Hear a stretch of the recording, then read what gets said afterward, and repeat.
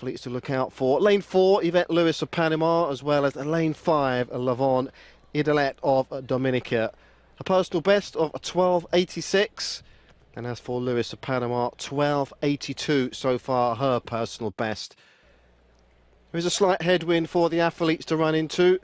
And there we can see clearly on the pictures that the lanes are drying out somewhat.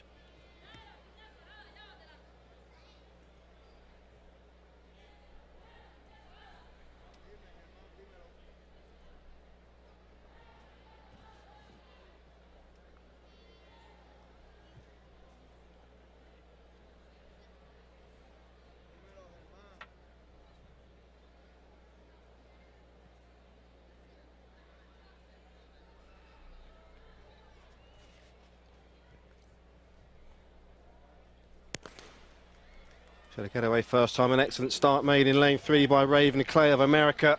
Just beginning to get into her stride now. Clean exit over the hurdle. She's still looking good. It's going to be a close finish. Well, what a surprise that was. The unofficial time, 13.14.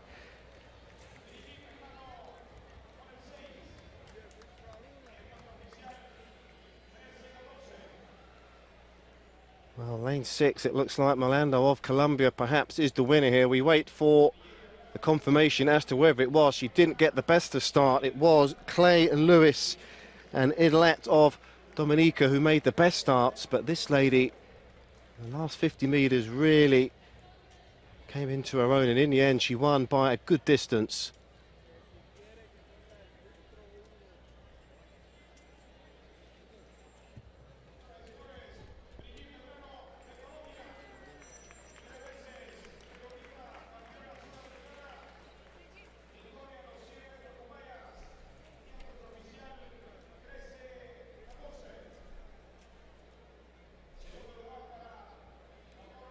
Well, we see there in the last 60 metres, looks like every hurdle cleared nice and cleanly. Just ahead of Lavon Idalet by a hair in the end, and well, she'll be pleased with that.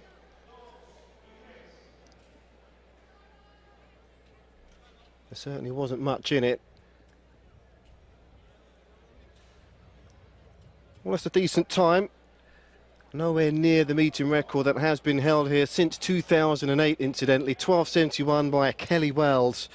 And the national record here since 1998. Joyce Melendez, 13.22.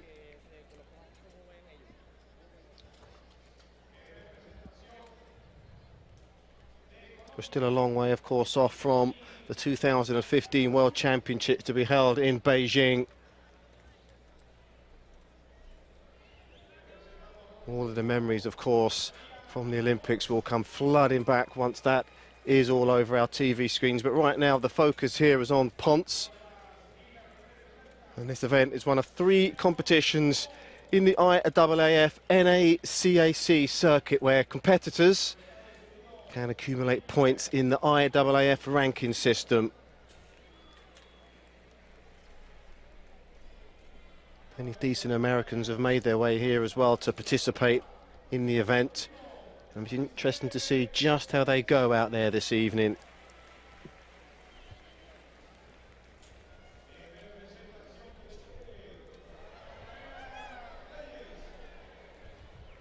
Well, over the years, there really have been some wonderful crowds here. The record attendance here, 11,000. And that was just a couple of years ago, in fact. It has been held yearly since 2007. This competition. Of course, no surprises to see that it is Puerto Rico's premier athletic competition. Supporters really do love coming here and enjoy to see a meeting that goes on for at least 2.5 hours with, as ever, plenty of top athletes getting themselves onto the start list or onto their respective track and field events.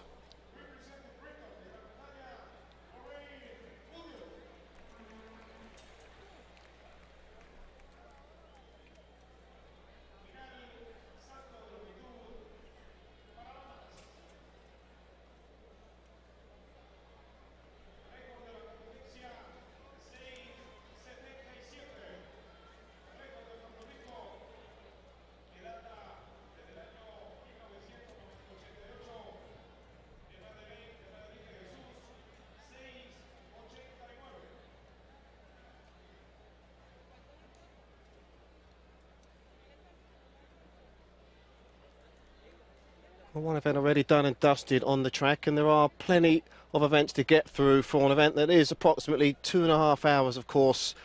The hurdles are just being reset now for the men's 110 metres hurdles. The women's long jump, 100 metres with the women as well as the men. And of course the javelin in the track as well, on the field I should say. The triple jump, the women's and men's 200, the 1,500 metres women, and we round off proceedings here with the men's 400 metres hurdles.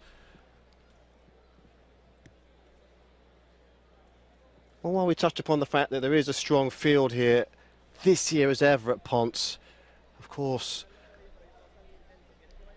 so much to look forward to with regard to the All-Americas World Calendar, the NACAC Senior Championships in San Jose in August as well. Already we have mentioned the Pan American Games, and of course we do have the Victoria International Track Classic in Canada as well. Another event that's going on as well today that has in fact finished. We also had an event in Senegal, the Dakar IAAF World Challenge as well. There was a touch of good news as well before the athletes made their way onto the track as well as the field here today. Alberto Juan Torrena granted his visa to attend the Ponce Grand Prix here today. Maybe we'll get a glimpse of him at some point to enjoy the activities. It was touch and go as to whether that would be rubber stamped. But in the end, the State Department of the United States reconsidered its position. And just on Tuesday, in fact, they gave the approval and the thumbs up to the Cuban sports official to make his way here to the Francisco Montaner Stadium.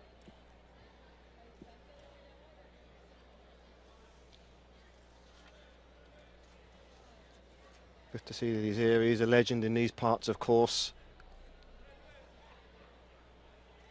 And a lot of credit and hats off needs to be given, of course, to the technical director of the Ponce Athletics Grand Prix, Victor Lopez. All of the hard work he put in behind the scenes and the efforts of his team made that possible to give Juan Torrena the visa.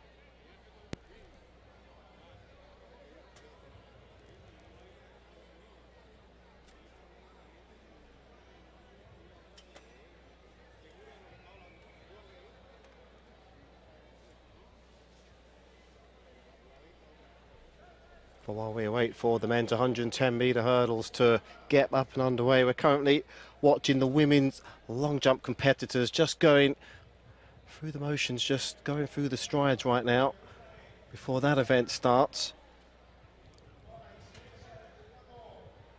A real plethora of talent in that particular event, and it's a real mixed bag with regard to nationalities as well.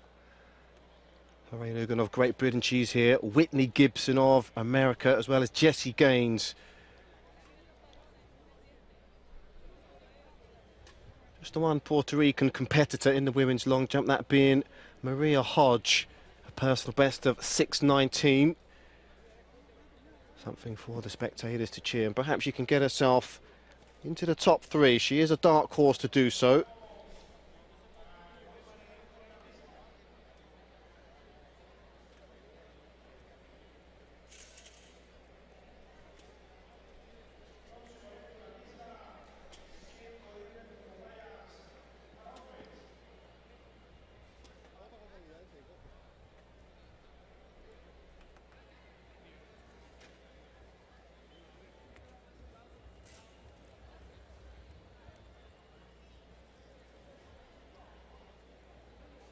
Well, coolly approaching the first hurdle. We're looking at Jeff Porter of America. And just to his left, of course, to be his fellow American, Jason Richardson. They're the two to look out for, perhaps to get first and second. Perhaps it will be an all-American 1, 2, 3. Plenty Americans in the men's 110 metres hurdles. Omar Osagi, Ray Stewart, Jeff Porter, Richardson, as well as Spencer Adams. Well, there is Spencer Adams. Instantly recognisable figure, in fact. Those long legs of his really do eat up the turf. There's Gregoire Swift of Barbados.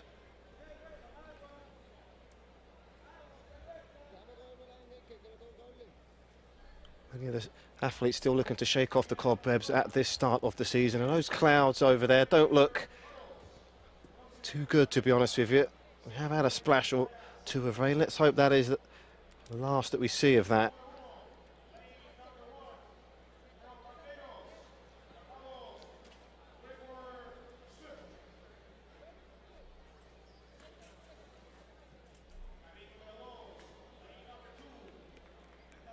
So lane number 1 for the men's 110 metres hurdles. Gregoire Swift of Barbados, the personal best of 13:35 to his right. The first of many Americans here on the start list. Spencer Adams, 13:24.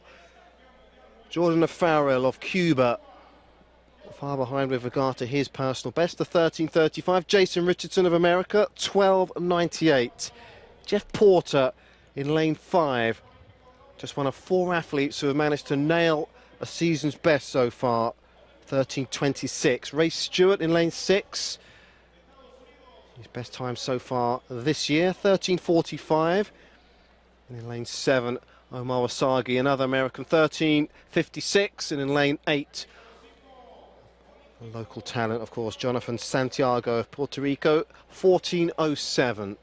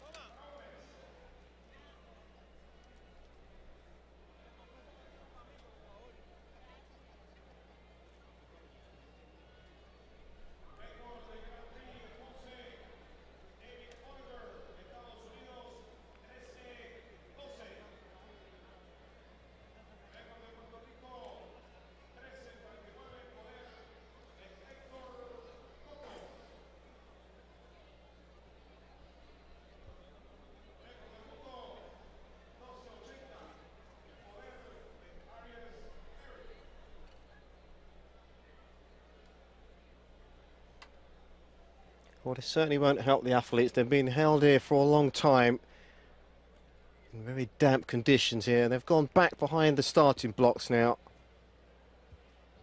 Can't quite see what the problem was, what the issue was, but just need to make sure they keep warm.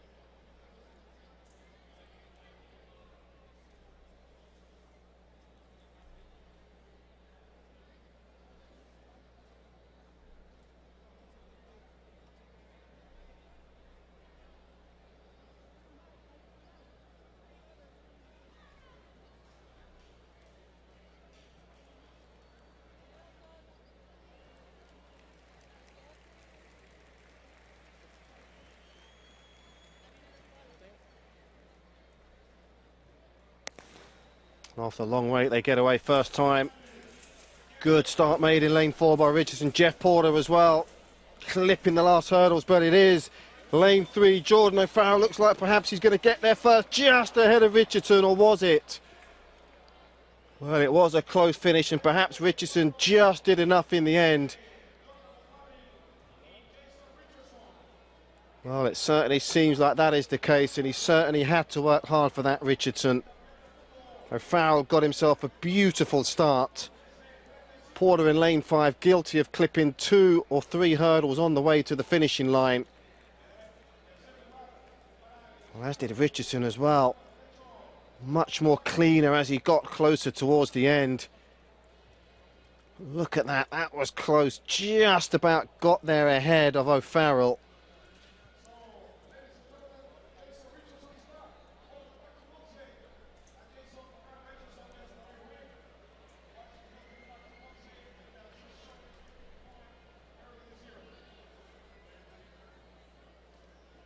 Well, it looks like it certainly is Richardson. We wait to see what that time was. The meeting record here has been held since 2010 from David Oliver, 13:12. I don't think we're going to see that record broken, but Richardson here, the winner, may have run it very close indeed.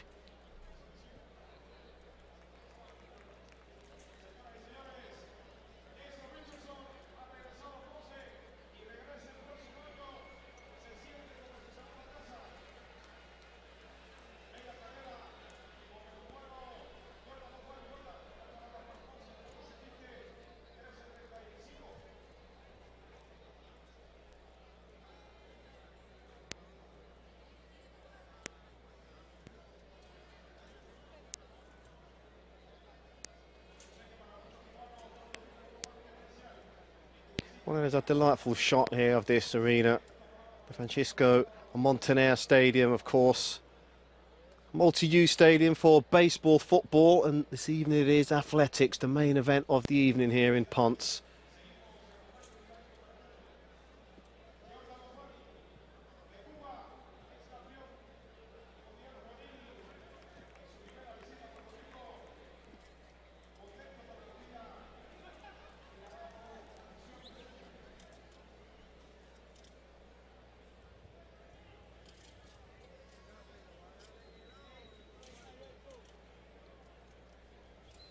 Well, there was plenty of inches to spare with regard to the mark on the board.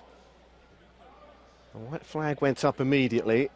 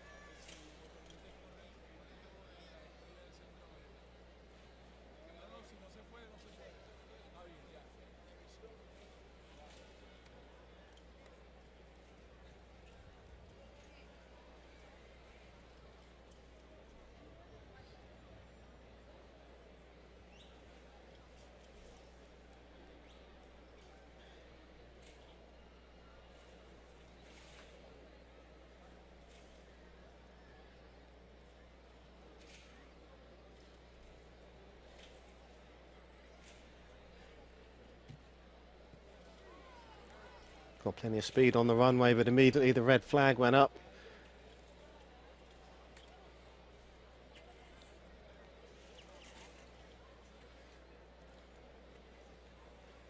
Of 6.99, so far the world lead in the women's long jump. Cristobal Netti of Canada, of course.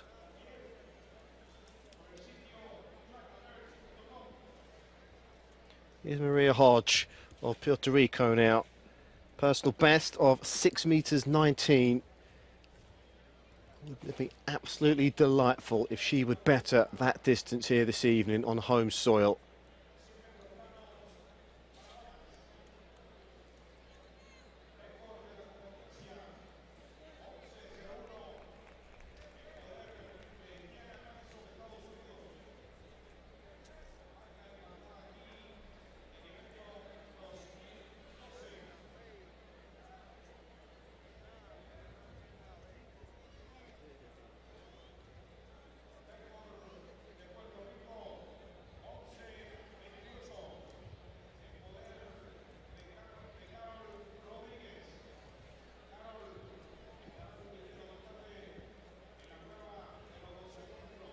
Chantal Malone next up. And the season's best so far of 6:55. Still a very young competitor. And still work in progress, very much so. But the white flag goes up immediately. I think she's going to better that season's best, but well over the 6 metre mark. It certainly looks so.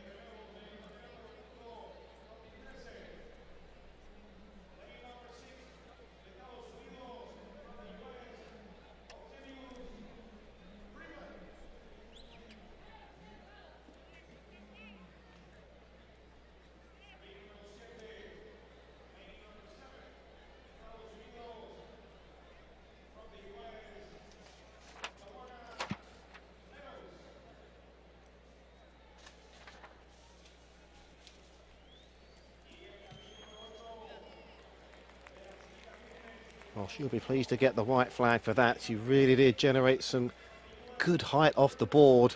She's got a smile on her face and she should be delighted. Well, just a quick word of her coach.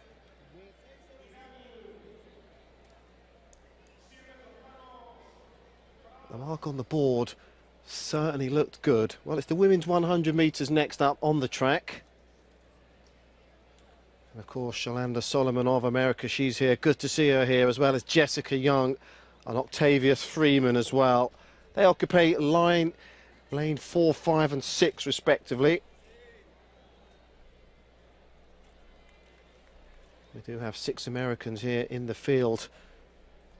Lane 1, Mahogany Jones, Cambria Jones, Pemberton of St Kitts in lane 3, Solomon in lane 4, Young in lane 5, Freeman in lane 6, and Meadows also of America in lane 7, and Levine Jones in lane 8.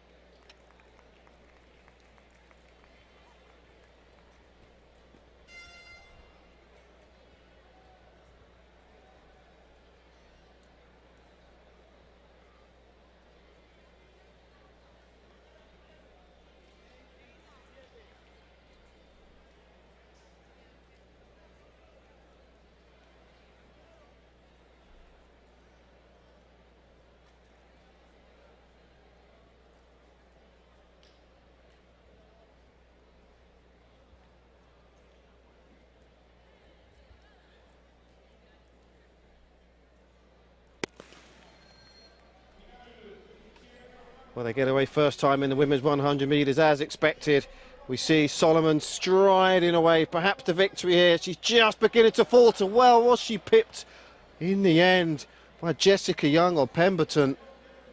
Wow, she started out so well.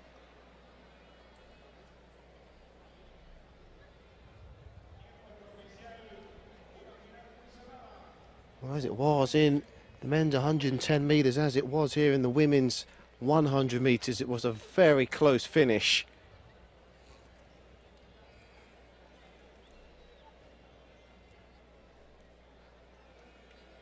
Well, there we see in lane 4, Solomon striding away there, but look to her right, Jessica Young. Not quite as leggy with regard to the stride, but look how relaxed those shoulders are, powers to the line.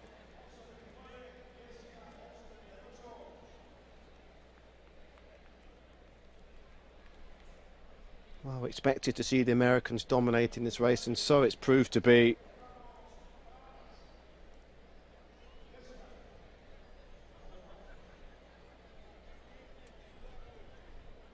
Well, at the 60-70 metre mark, she was a good 1.5 metres behind, but look at the distance she made up in the end.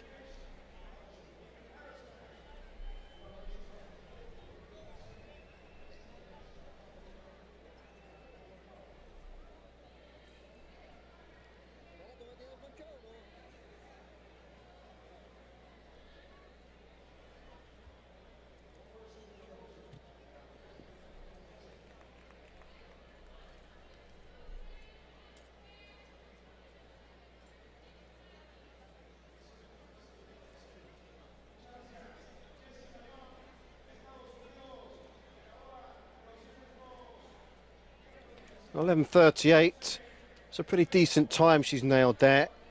That is way off the meeting record here. But nevertheless, just ahead of Meadows in the end. Here we see Solomon, who led the race almost from start to finish, and she was beaten into 3rd place. Just ahead of Jones, 4th another American. Freeman as well, of course, ending up in 8th position with 11:79.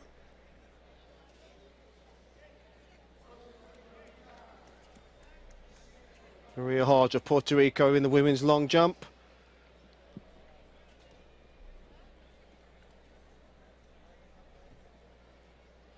Well, the jump was legal.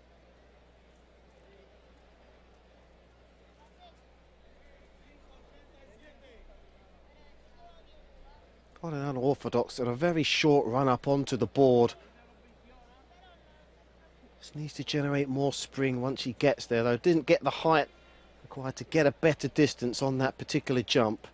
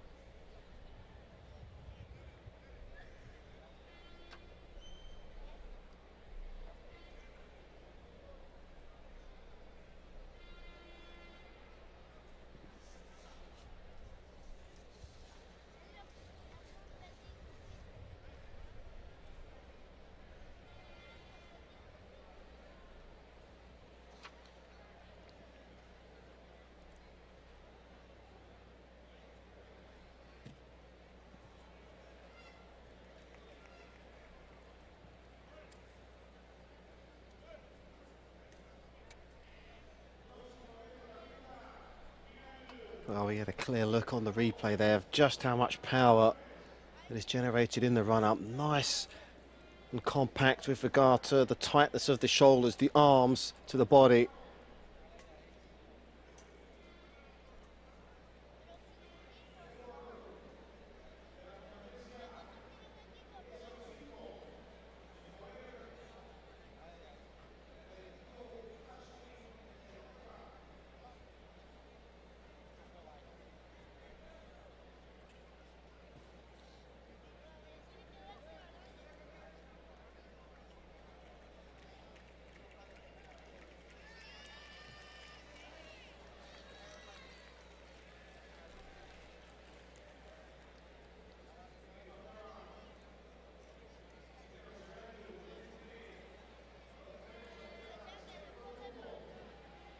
Well, again, it's just a quick word to the coach. She doesn't look best pleased with that jump, despite the fact it was legal.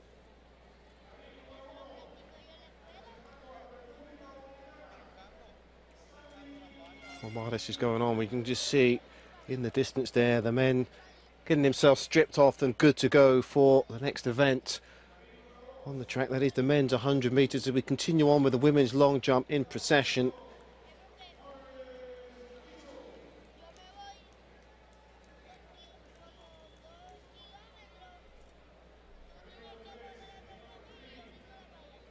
Anything that's probably around 650, maybe 660 will be good enough to win this evening, I feel.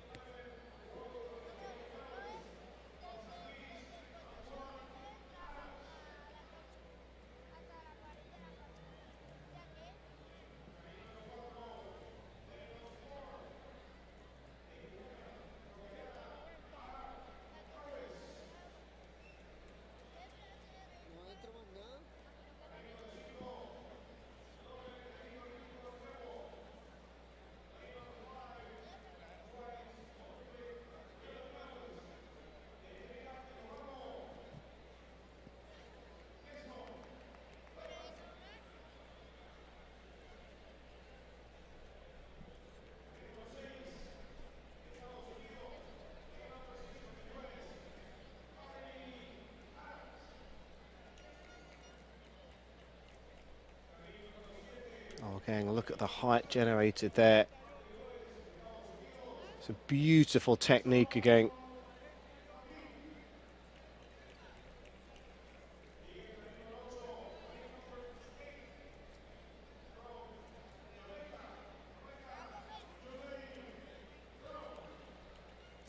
Well, Jermaine Brown of Jamaica, just got a glimpse of him raising his arm in lane 8 for the men's 100 metres.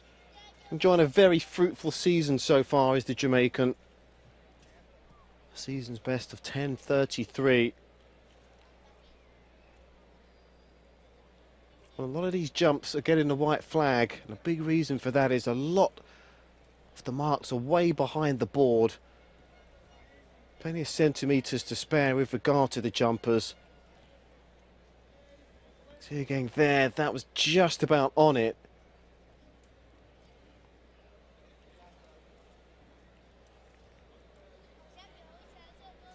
Oh, lane 1 for this one. Martinez, season's best of 10:16.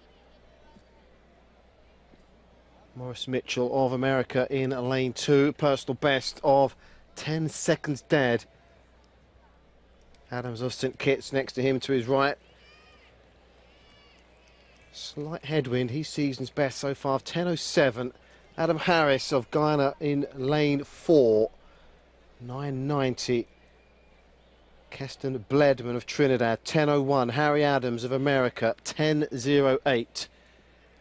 Sean McLean, lane 7, 10:13. And Jermaine Brown of Jamaica as we're getting our first full start here of the evening.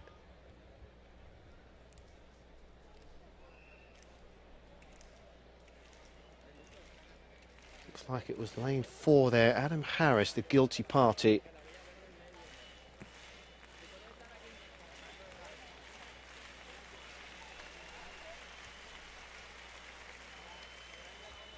Oh, again, the mark is way behind the board, but up goes the white flag immediately. She has a very satisfying look down at the pit.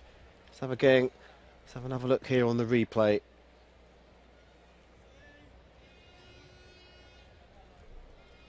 Just checked the stride pattern as she approached the board. Nevertheless, good height generated. Utilising those long legs there to great effect.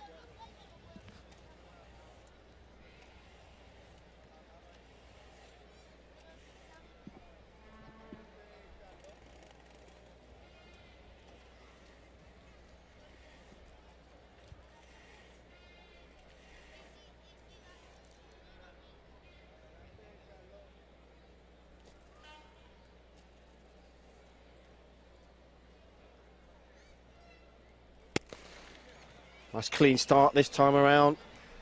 Excellent start made here in lane 5 by Bledman. Oh, 10.18, that is a pretty solid time in conditions as bad as they are this evening here in Ponce.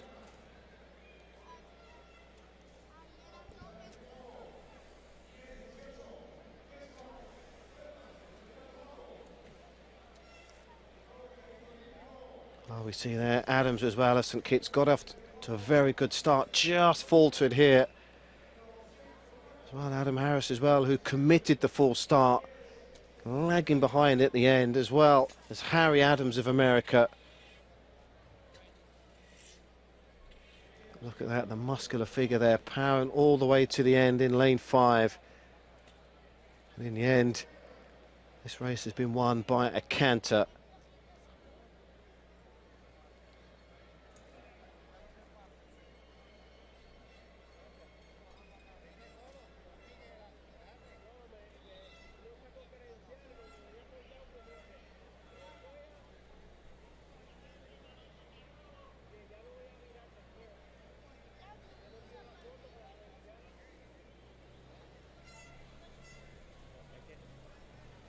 Well, just a quick look across to his left to see the unofficial time. But in the end, once it got past the 60 metres mark, the winner was never in any doubt at all, really.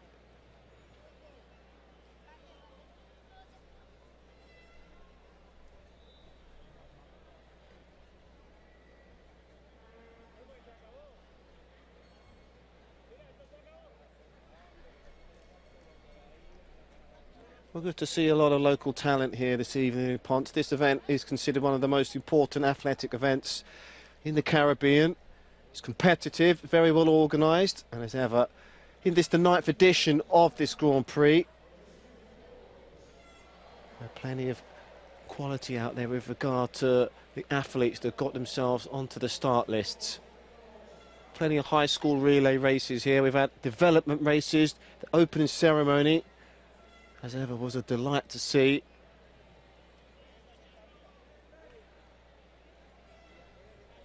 Of course, we started off well in the afternoon with the men's hammer throw. Well into the evening time here, and still plenty of events to get through in the track as well as the field.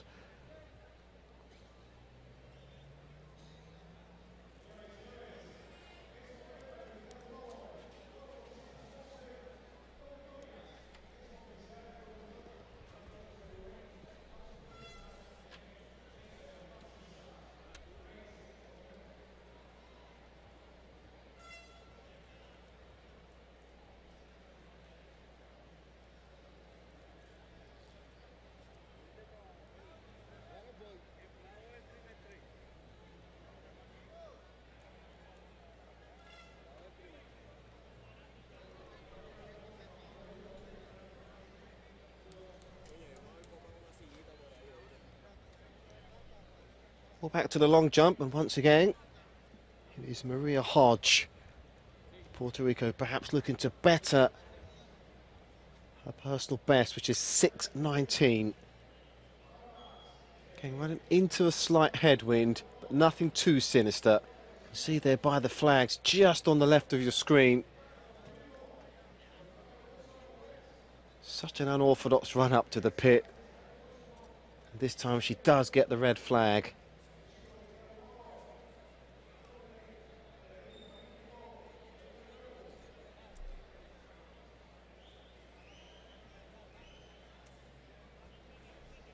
Well, it wasn't over the board by much, but good enough to see that red flag go up immediately.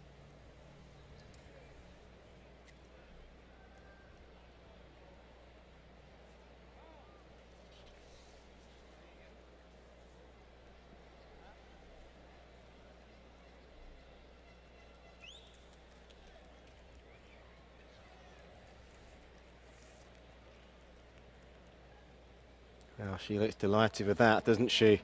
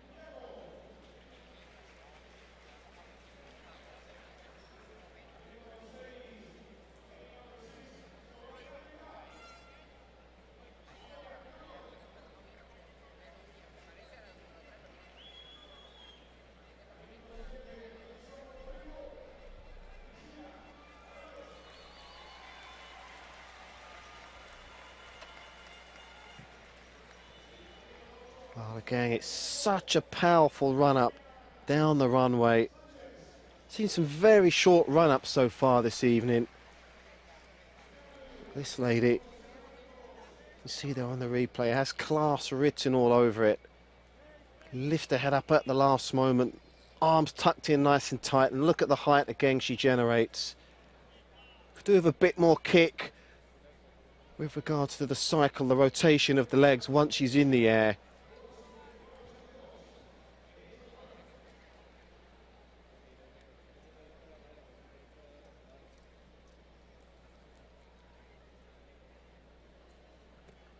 Oh, much more leggy on this run up, and the white flag's up. That's a good one.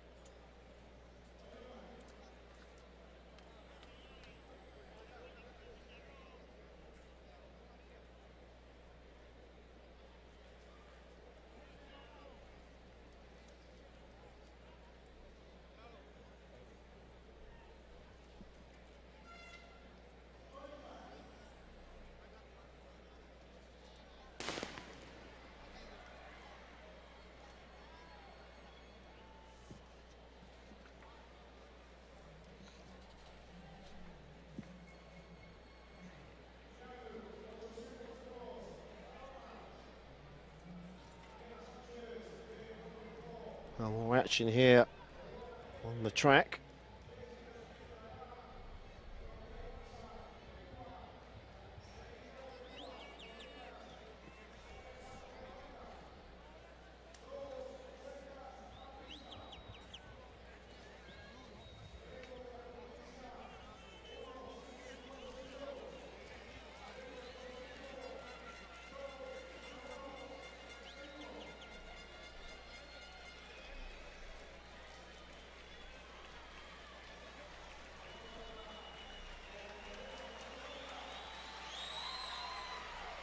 Well, it's a pretty decent start there.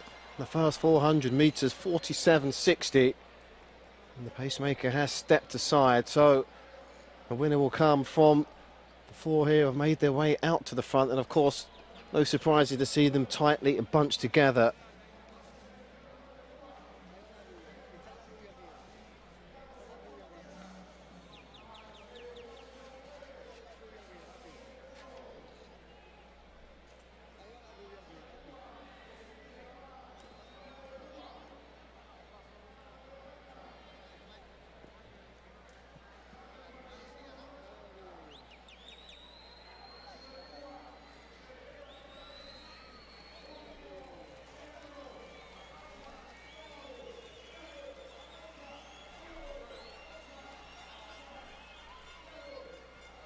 Well, it is going to be a very close finish as we expected. Well, it's under 2 minutes. That is a very solid run indeed.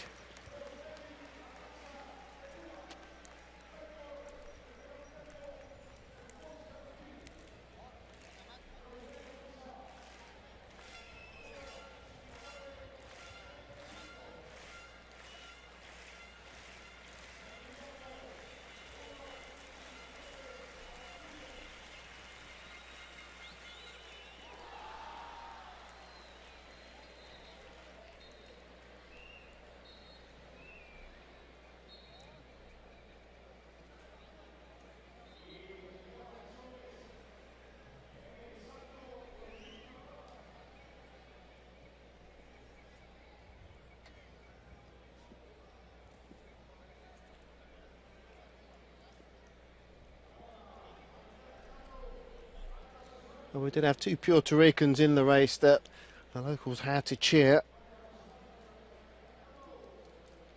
So it proved to be with one of them winning. Good to see Priscilla Morales as well as Sanchez do themselves proud, and it was Sanchez in the end who won by a good distance. There's the red flag. Just beginning to get a spade of those now after seeing many clean jumps in jumps 1 and 2 for most of the competitors out there this evening.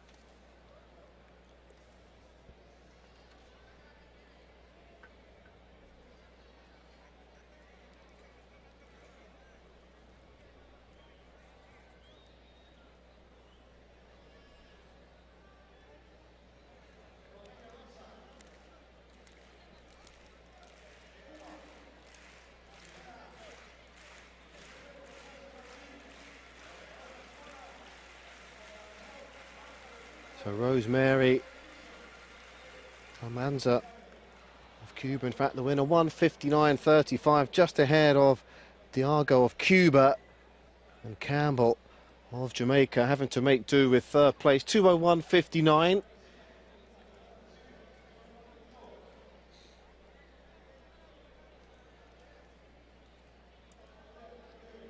Morales 2:14.26.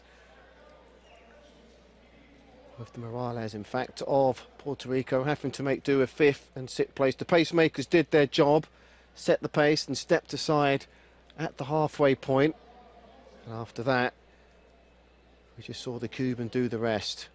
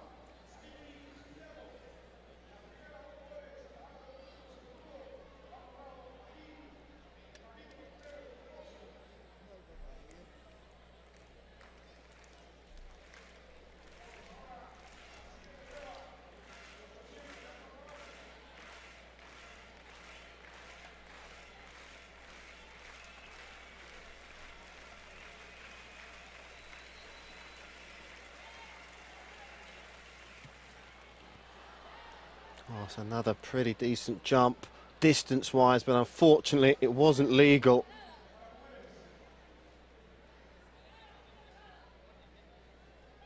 Well, Whitney Gibson of America was the hot favourite to win here.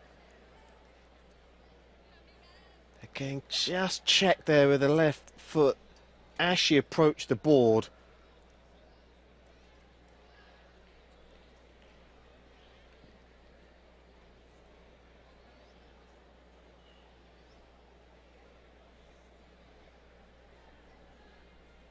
Well, the board has been swept down, as has the pit.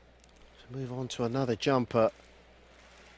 We expected this women's long jump to be very competitive this evening. Of all the track and field events, certainly this one was too close to call.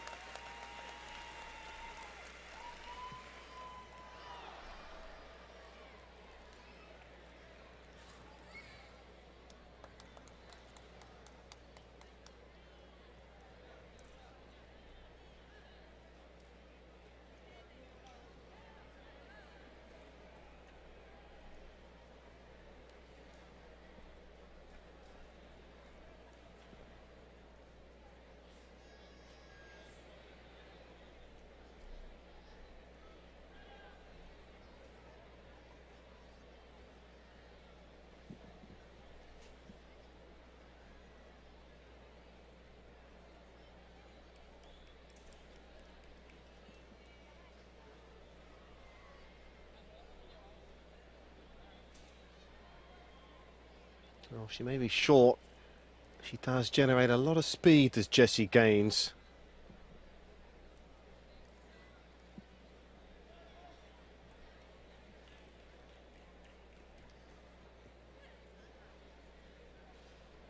Well, again, we see the height that she gets.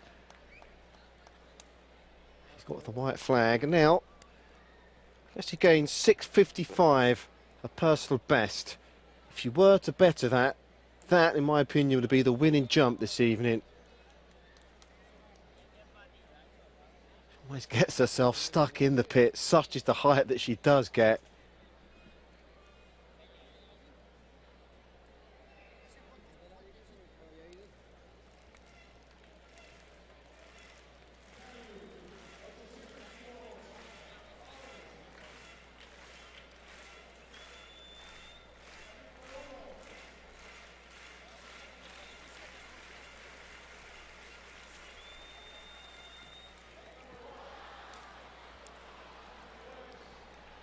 Well, she thought that she got a good distance with the jump, and she turns around. To her dismay and disappointment, up went the red flag immediately.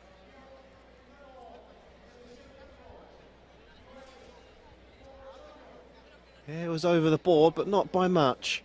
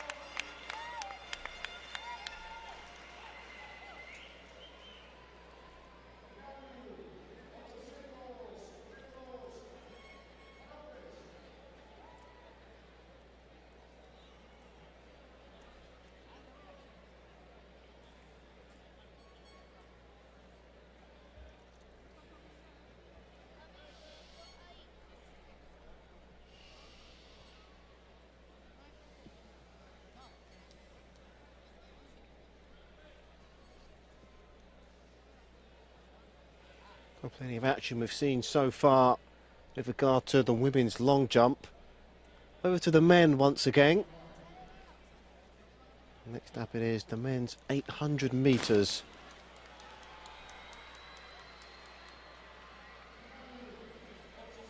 As ever, you wouldn't expect anything else really. Plenty of American talent here. Charles Jock, Casimir Loxham as well, Nick Simmond, Andy Gonzalez of Cuba, as well as Haran Abda and Craig Huffer, also of America. Two athletes here from Puerto Rico, Ryan Benitez as well as Rivera.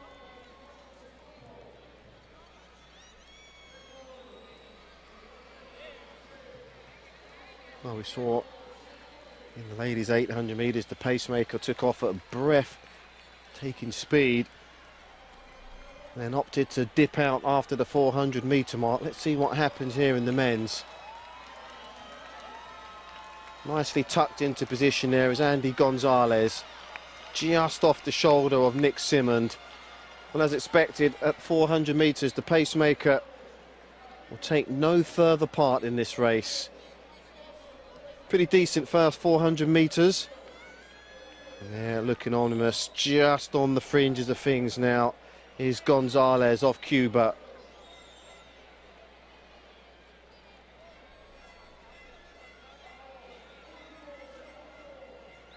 And if he's going to make a move, it needs to start right here, right now. About to enter the last 100 metres. And he's still nowhere to be seen. Well, he's managed to make an exit around the outside.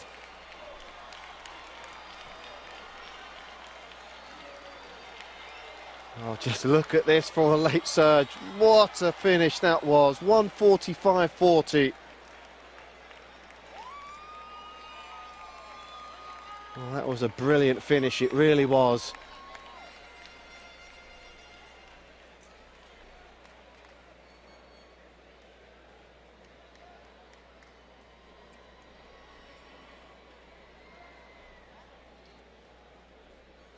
Well, there was hardly any room around the inside, so Gonzalez tried to go through the eye of a needle, but just look at this for lung power in the last 50/60 metres. It's a brilliant finish, it really was.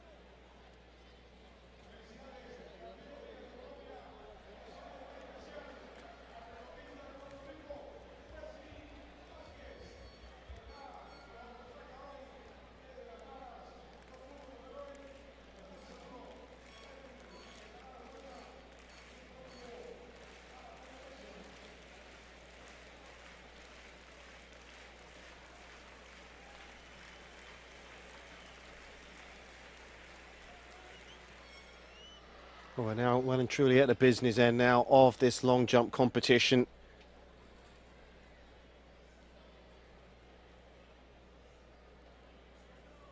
And again, the white flag goes up for her.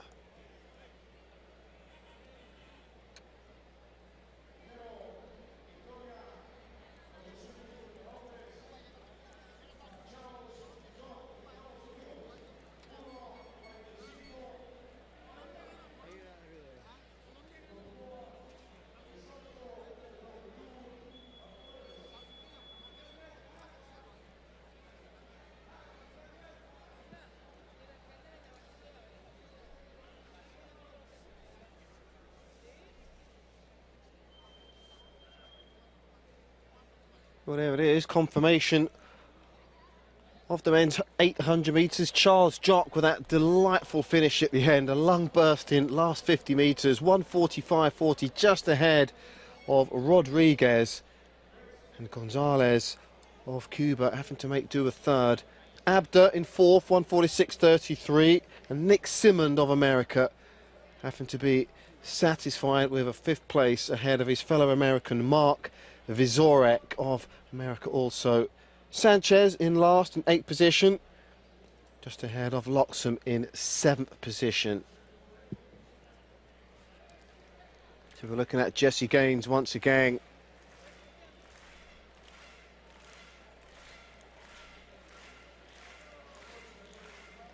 Such a delightful long jumper, despite the fact she isn't the tallest.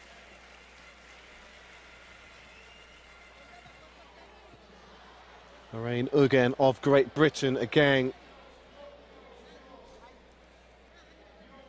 Has been at her best this evening.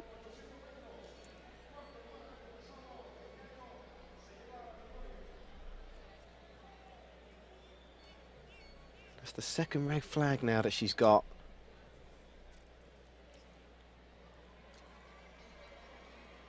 Well, she's just having a debate here with the officials as to whether that jump was legal or not.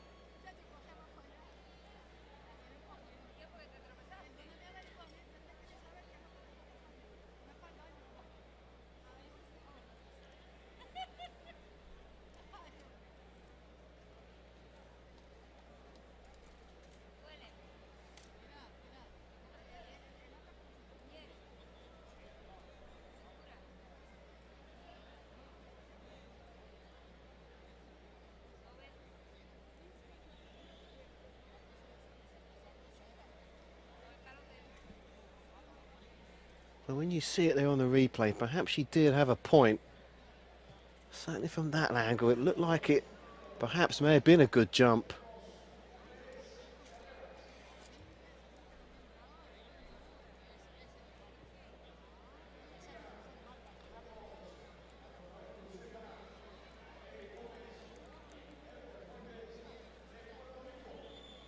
I didn't quite see whether that jump from Bianca Stewart was given the white flag or not.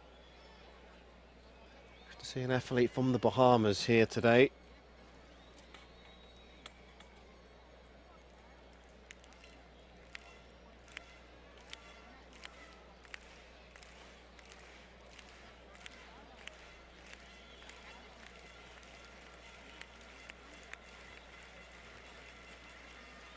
Arguelles. Short stride pattern, but good height. Unfortunately for her, it's the red flag.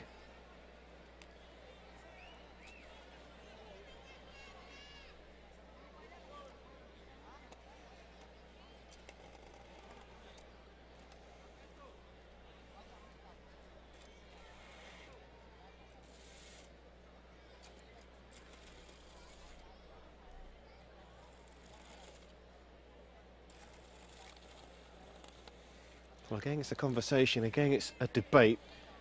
Certainly earning his money, that man. Especially in the last 5 minutes or so, anyway.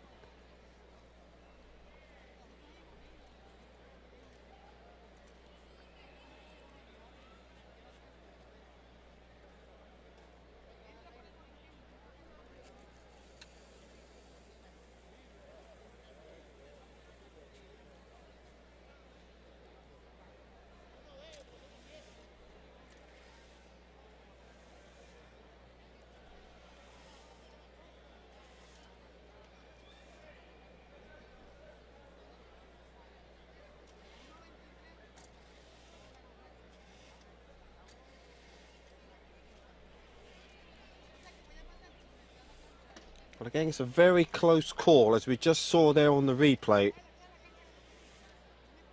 She certainly believes that jump was good.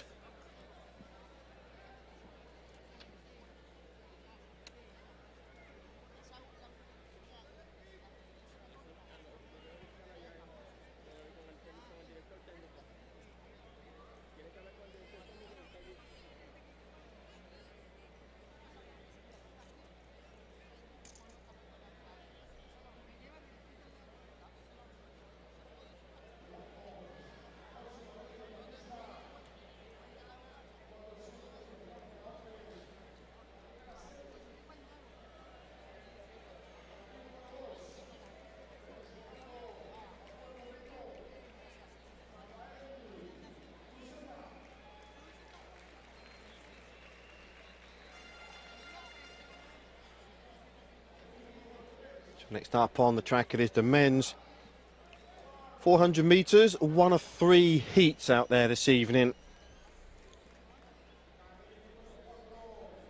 Rafael Cruzetta, Puerto Rico, going in lane 1.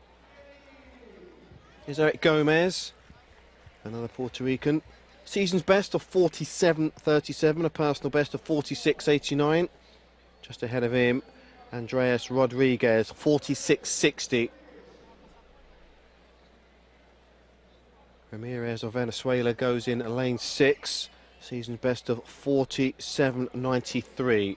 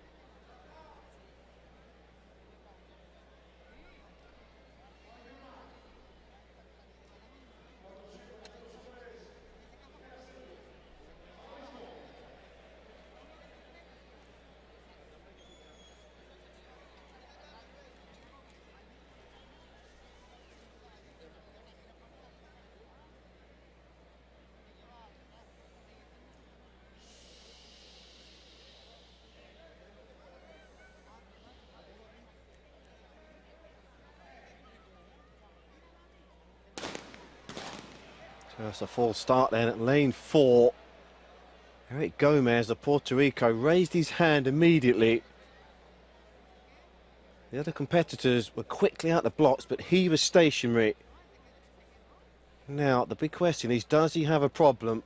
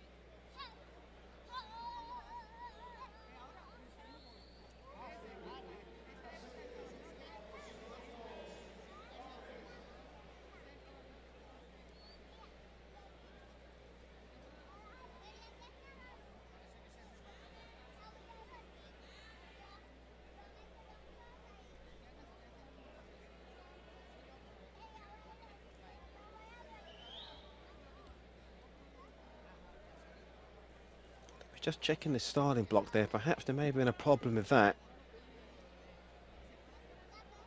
However, that puts him off here. When we do get this race restarted, we'll have to see about that.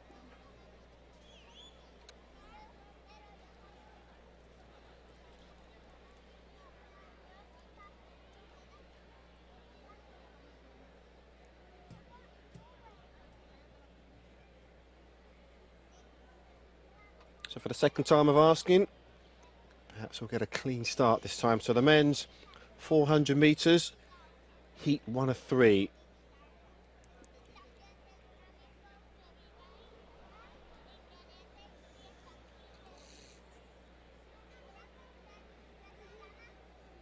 Well, again, there was plenty of movement even before the gun was set.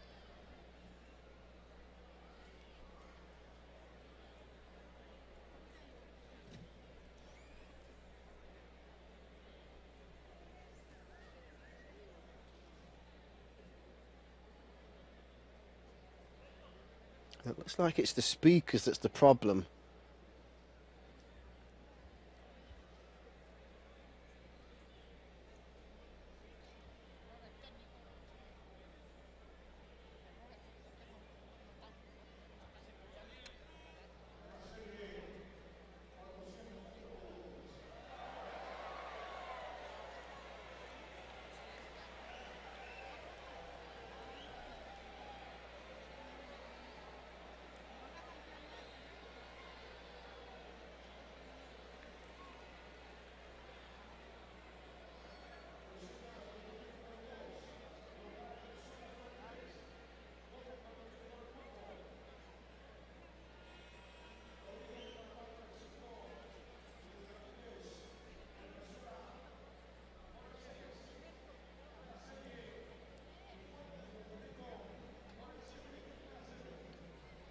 Or will it be a case of third time lucky here?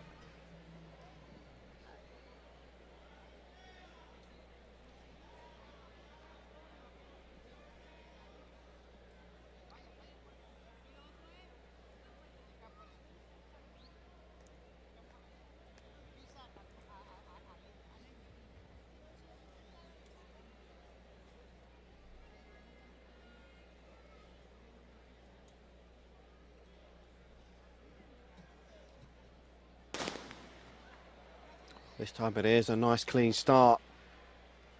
Just the 5 competitors going in the first heat. Of course, the national record has been held here since 2005. Hector Carrasquillo, 45.60. A couple of Puerto Ricans in the race here. The first heat off 3.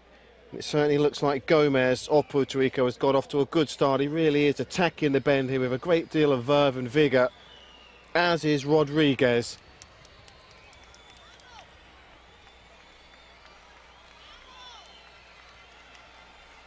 Well, listen, Longhart of Venezuela, we're into the last 80 metres, certainly looks like he has the edge. It's a good couple of metres ahead and he's going to get first position here. And in the end, On the first 200 metres, that is where he really got into his rhythm, and he didn't look back after that at all. So Omar Longard it is of Venezuela. We wait to see if he's improved on his season's best of 46.51. Personal best of 46.01. It's a pretty solid run as well. Conditions are getting better and better here compared to what they were just a few hours before this meeting started.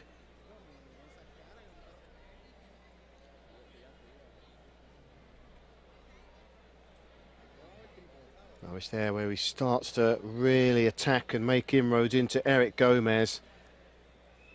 It's an excellent bend run, as we can see there.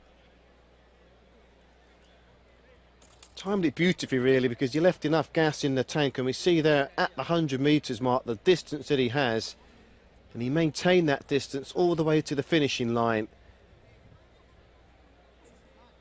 Just a little tight in the shoulders in the end.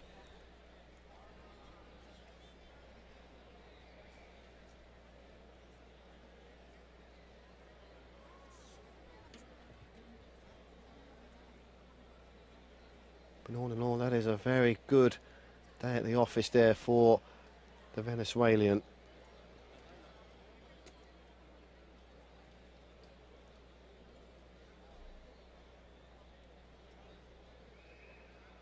So there is the winner, as we wait for confirmation of the time. Omar Longard of Venezuela. There it is, 47.10. That's way off what he has run this season. Ramirez into second place. And there's ahead of Gomez as well of Puerto Rico. So some joy for the spectators seeing a local man get himself into the top three in the first heat in the men's 400 metres.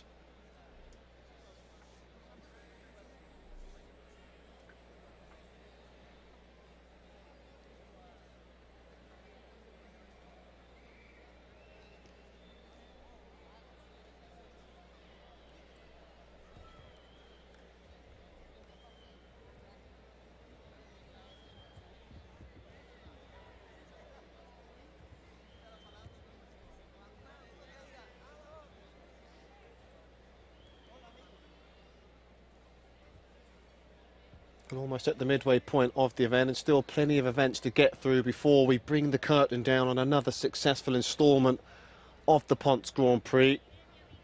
The men's triple jump, the women's javelin, the women's 200 metres, as well as the men's, the women's 1,500 metres, and we round off proceedings with the men's 400 metres hurdles. Expect to see pretty much most of the athletes who started out here today make it to the NACAC Senior Championships in San Jose, as well as the Pan American Games in Toronto.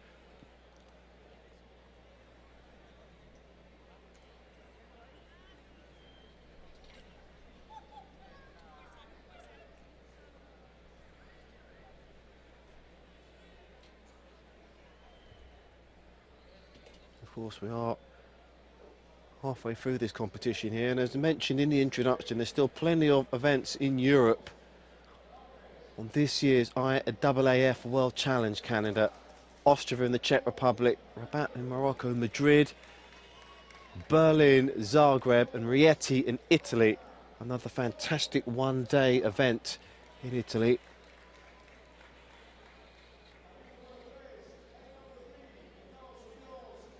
Well, the camera zooms in now on the second heat, again in the men's 400 metres.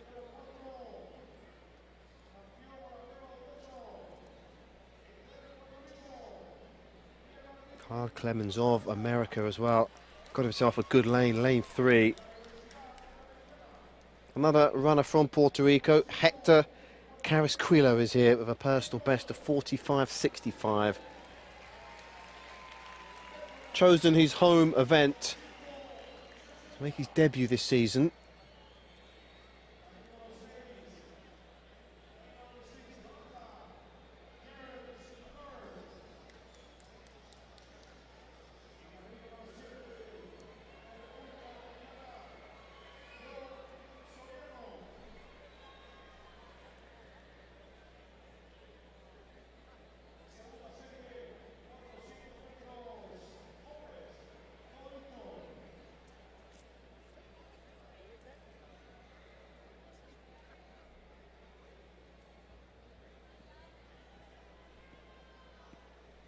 We can see there on that overhead camera, pretty much on most parts of the track it is drying out. Just a few wet patches in and around, mostly on the bends.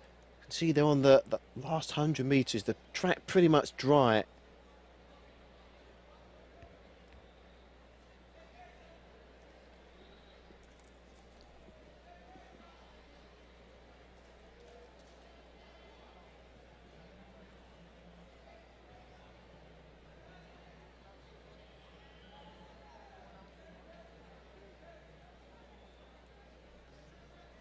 Three times it took the starters to get off to a nice clean start in the first heat. What fortunes this time around in the second heat.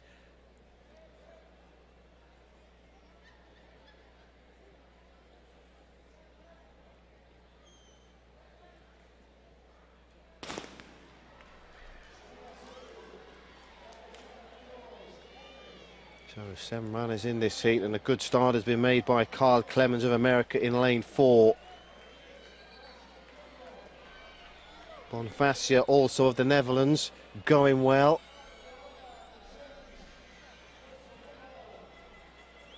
Clemens, as we expected, very neatly positioned as he looks to attack the bend at the 200 metres mark. He's in good position, and we know he's a good finisher, Clemens.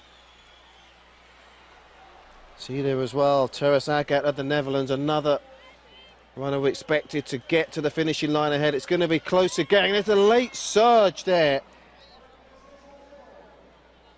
Now, was that Carrasquillo who managed to get to the finishing line ahead?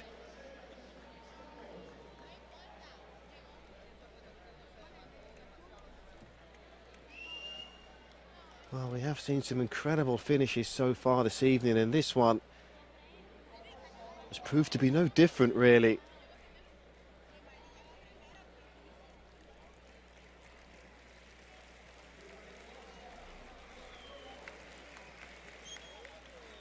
Was that Ponce of the Netherlands? Yes, it was. Well, he came from nowhere, really. He was in 5th position at the 100 metre mark, and then just managed to find that extra gear, that extra level. You see there, Carrasquillo, Puerto Rico, pull up there. Perhaps he's just pulled a hamstring. Oh, for gritted teeth and determination, look at that. Yep, he's the winner. Ponce of the Netherlands. 2 Dutch runners here in the heat. One of them in the end has come through at the end in 1st position.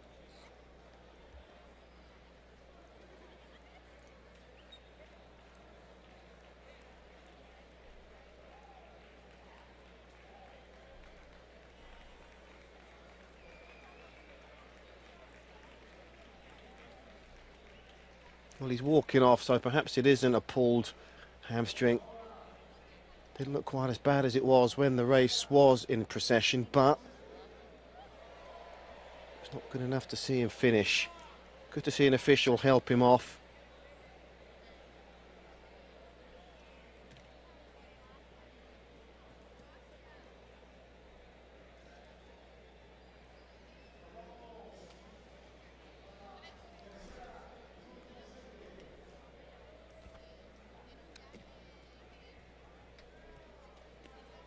There's the official time, and look at that. He came from absolutely nowhere, Ponce. Ahead of Clemens of America. He was expected to win the race. He was the favourite. He started off well, but in the end, finished nowhere near as good as we do expect from him. You see there it was, a Dutch 1-3. Terence Aagaard as well. That's a very solid time, 46.04, way down on his personal best. Nevertheless, he's got himself a 3rd position.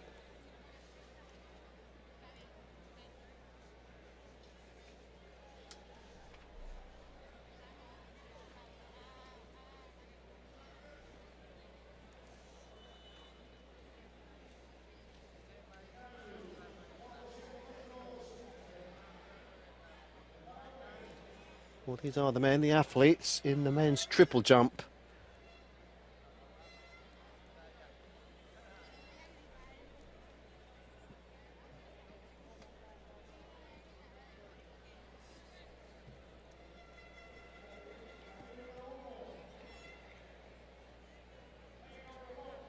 Well, heat number 3 of 3 now again in the men's 400 metres, and LaShawn Merritt of America, good to see him here, as well as Jeremy Warriner as well. James Harris, another American, he goes in lane 8, so we do have 4 in total. Mitchell, season's best of 44.34.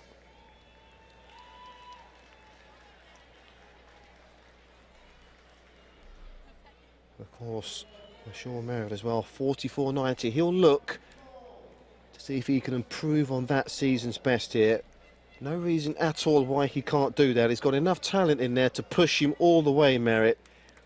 And good to see that Jeremy Warriner is in the lane just ahead of him. 45.98, his personal best. Season's best, I should say, a personal best of 43.50.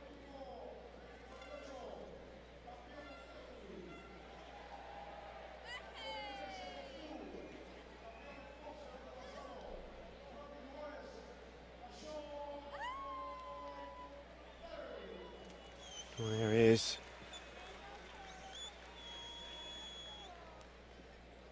The unmistakable figure, really, of LaShawn Merritt. Heavily bearded, I must say. Just ahead of him, there's going to be his main competitor, and as ever, he's wearing sunglasses, even though we're well into the evening time here in Ponce.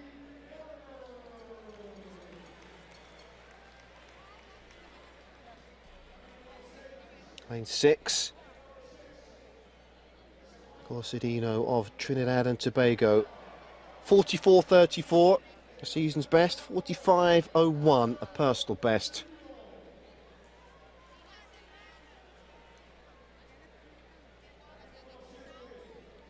So we didn't see Gustavo Cuesta of Dominica. 43.33. James Harris in lane 8.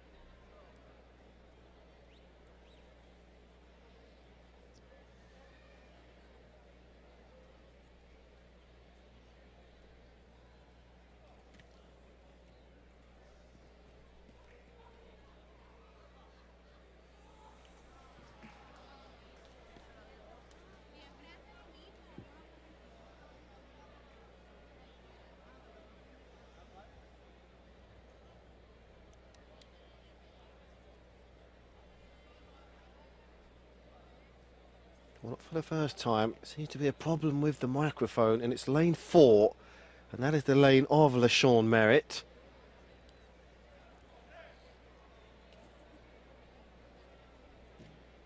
Frustrating this for all the athletes to get up and go through their routines once more. Let's hope that problem is fixed, and that's the last we see of this.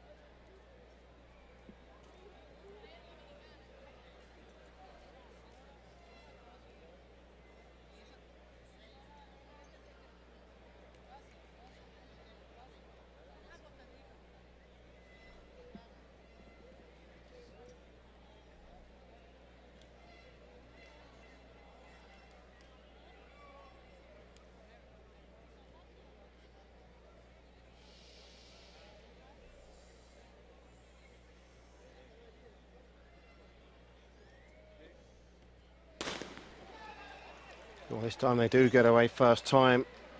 And as ever, Merritt has got himself a very good start, just beginning to hunt down Jeremy Warren and out. Already you can see he's already on the shoulder of his fellow American.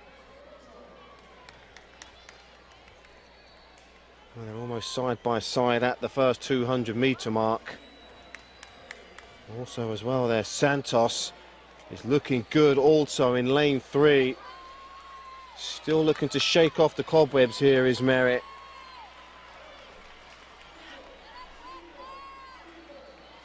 Well, there's going to be a surprise winner here, and look at this, look at the time, 44.98.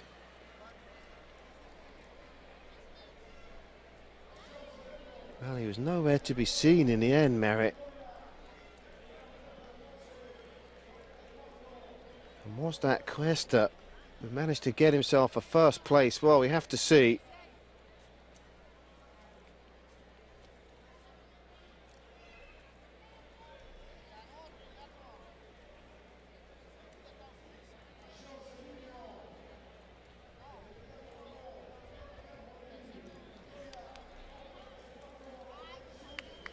Well, in fact, it's Cedino of Trinidad and Tobago.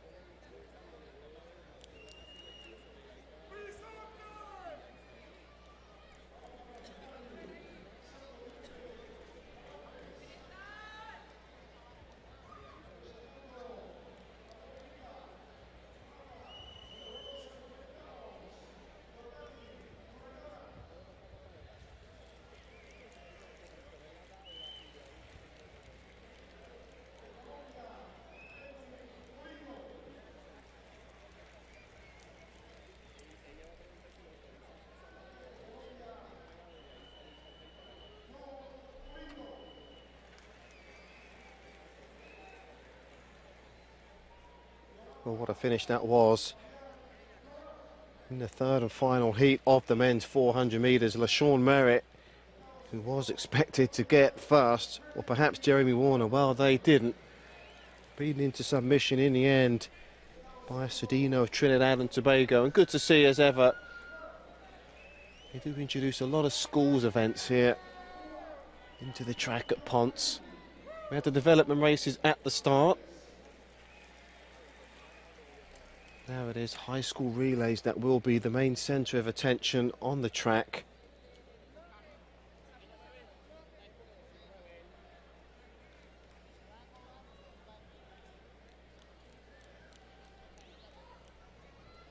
Well, there's confirmation of Cedino, 44.97 ahead of Merritt, 45.42. Wester 45.89, and just look at Warren there, 46.22. And then he's way down on his season's best of 45.98. Conditions weren't the best, but nevertheless, it was expected to get well below the 46-second mark. He didn't. It was a sixth place finish in the end for the American.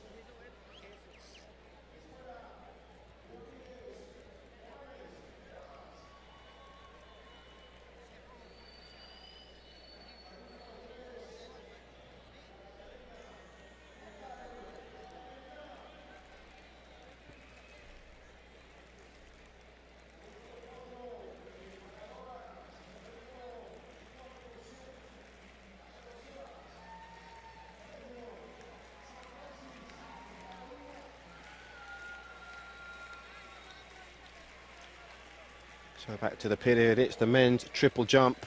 Continuing on now, and has done now for some 10 or 15 minutes or so.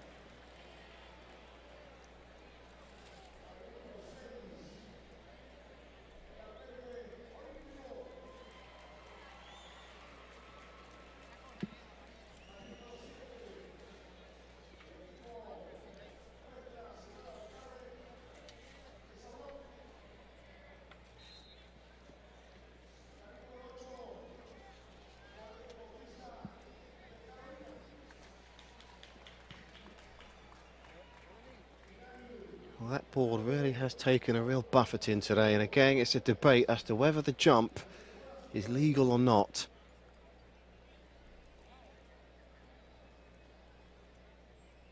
Well, after some debate and some deliberation, finally the white flag is raised.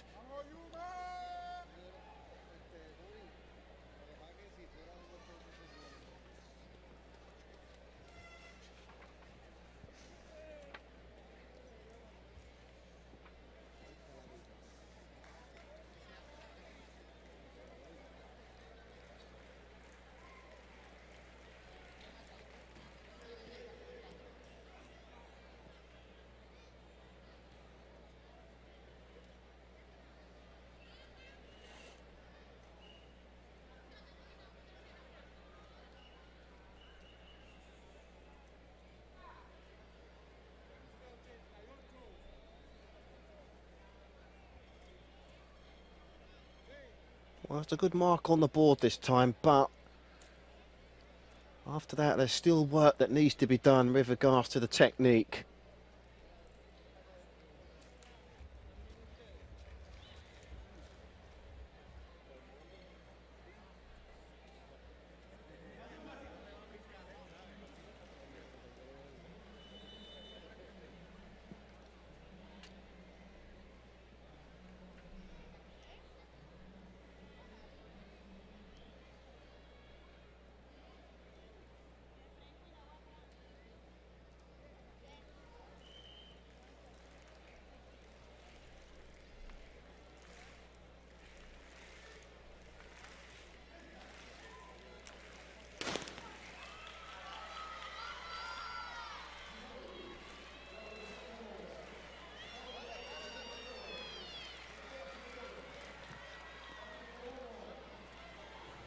Well, he puts just about everything into every single jump.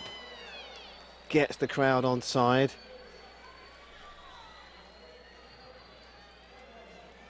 Well, let's see again, did that white flag go up?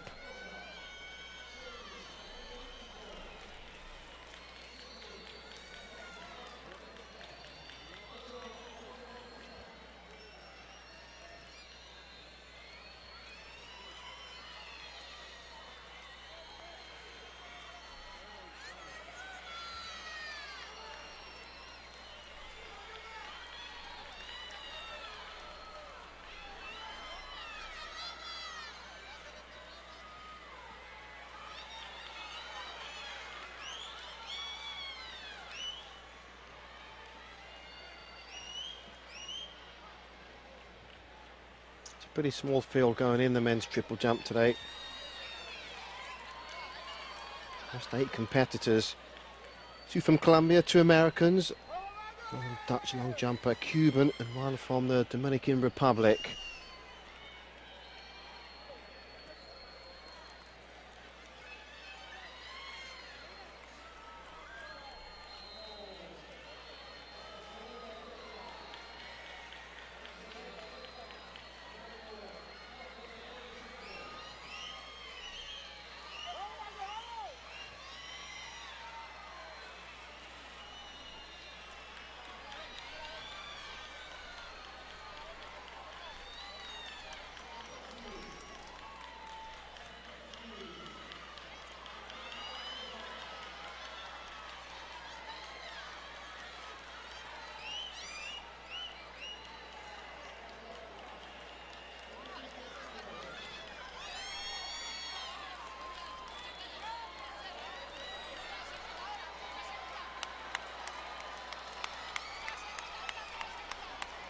And here is Chris Carter.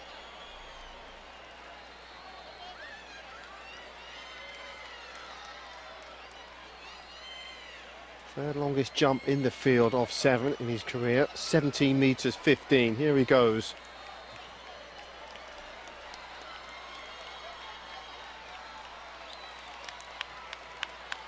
A 14.87 is the world lead so far this year.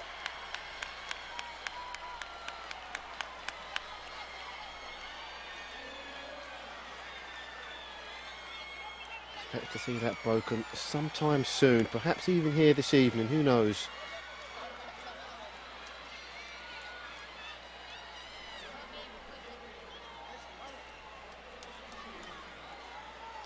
Oh, he's so far off to the left, the jump was just about in the pit in the end.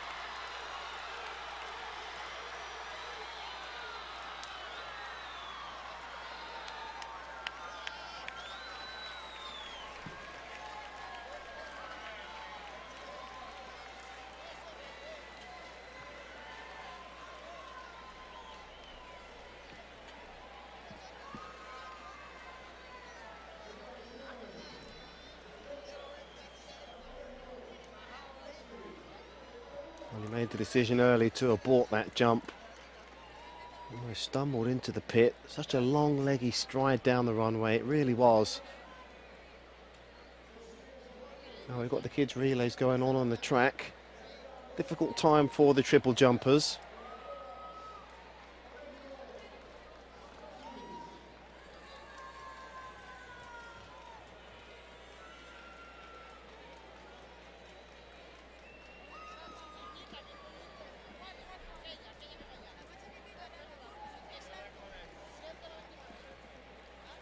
Joan Honor just getting a few words of wisdom there from his coach in the crowd.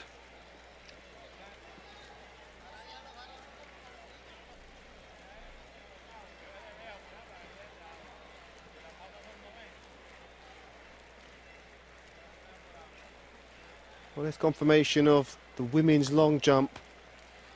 Won by O'Goules there, decent jump. And that was one of the first events here in the field when we started out. Ahead of Stewart, 6.59, 6.53. Looking of Great Britain there. After a couple of red flags, did well to get herself a third finish.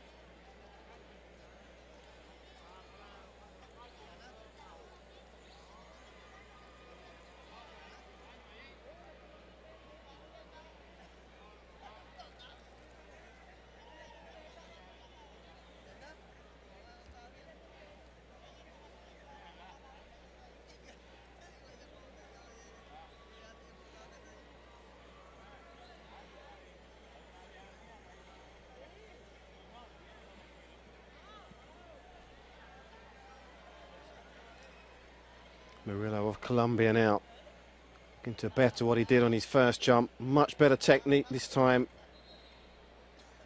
Well, he's still not satisfied with that, is he? Again, just slight hesitation as he got closer to the board. We'll have another look here.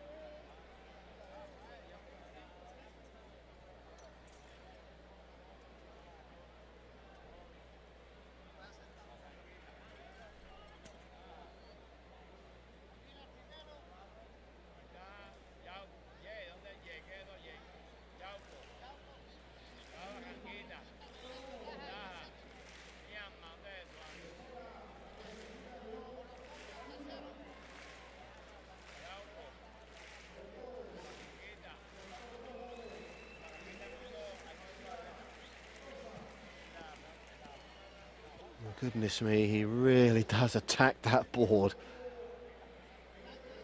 So aggressive, but it's controlled aggression. Good pace, good spring, good control too. Let's have another look at this.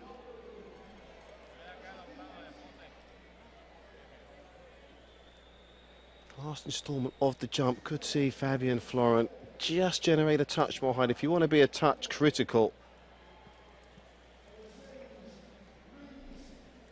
the Dutch athlete will be pleased with that. Consistently over 16 metres in his career.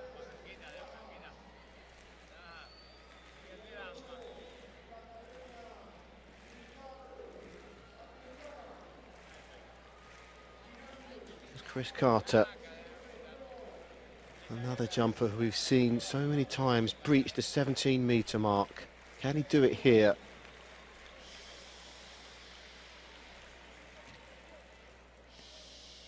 Well, he's gangly, he's unorthodox, he's not easy on the eye with regards to the approach.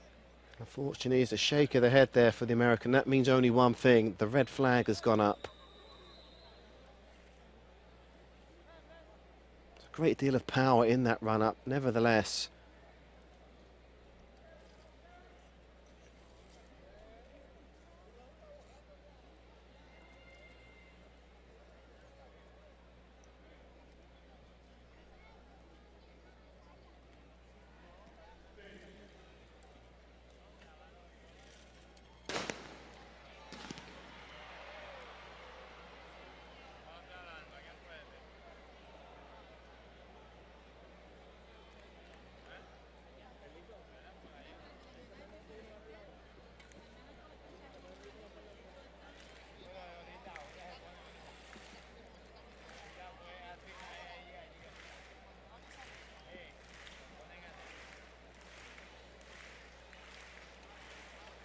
There's another American, Omar Craddock.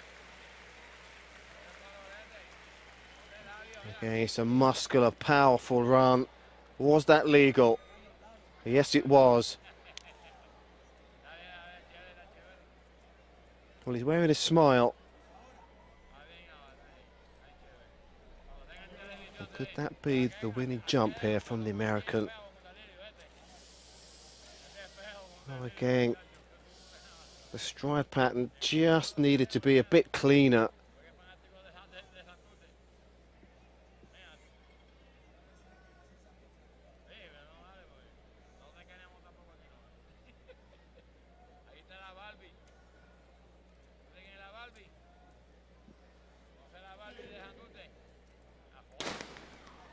Here's Lazaro Martinez of Cuba.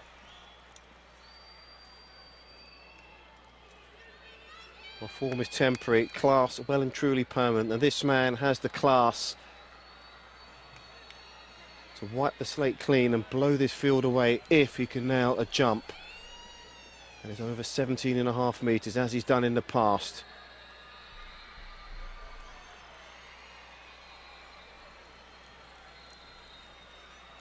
It's still early in the season, and this the debut start for some of the athletes here today at Ponce.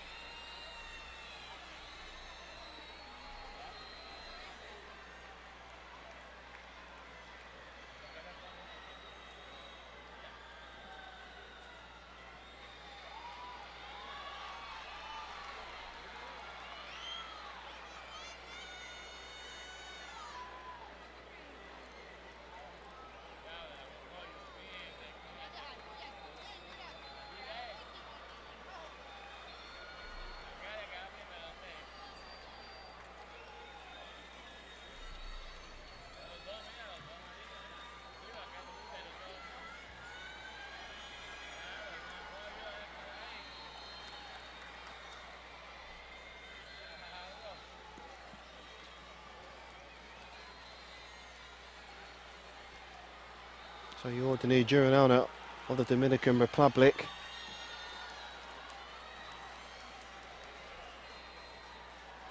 Okay, gingerly walking back after putting absolutely everything into another jump.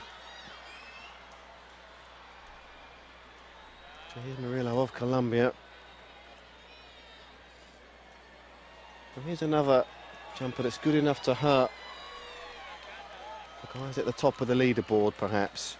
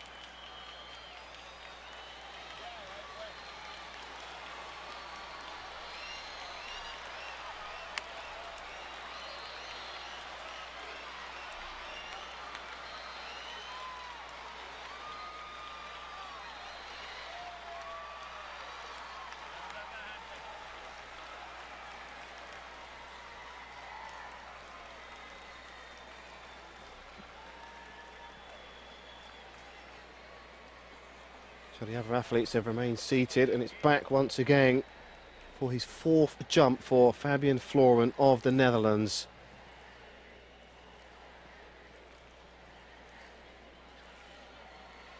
Running a long way from home. It's good to see him here. Interesting to see if he does participate in the up-and-coming events in Europe.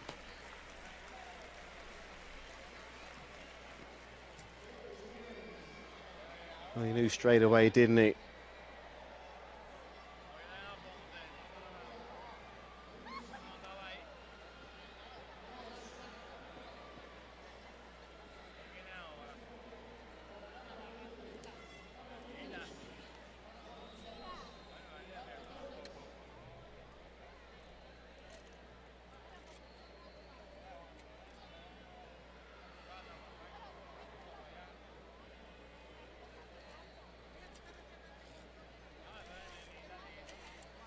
Well, here's Chris Carter.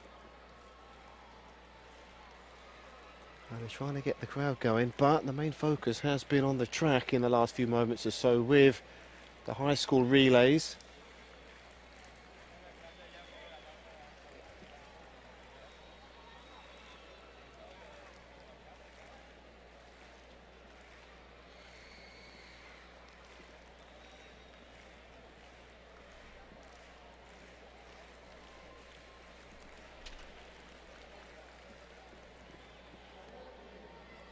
Well, just a touch more control in that jump. Still as powerful as it always is with him. Again, he looks disappointed. Did he get the white or red flag?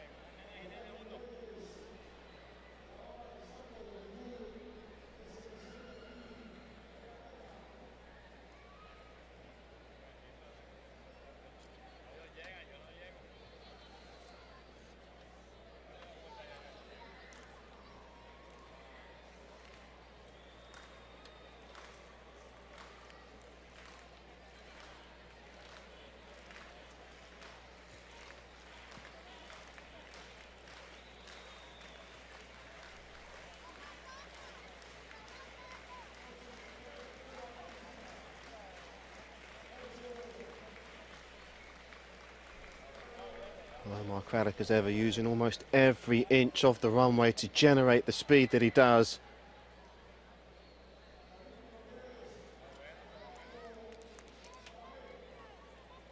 Well, he thought he got the red flag, but you can see how disappointed he is. The red flag, after a touch of indecision, is what he gets.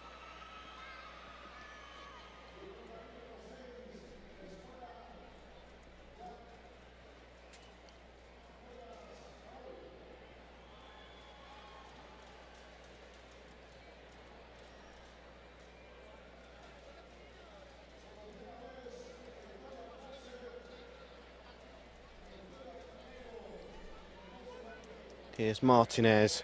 It's long, it's leggy, and is it good?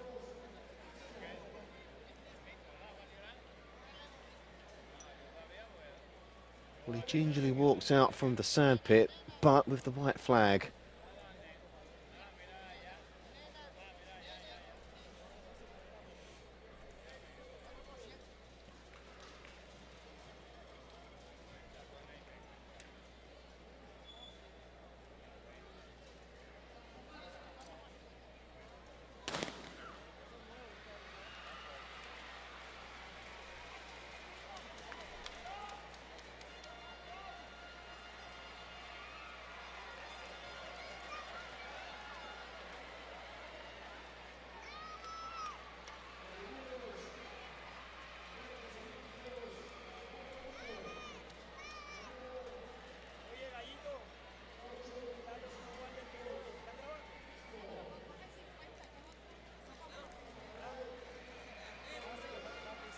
Well, Danny Girona.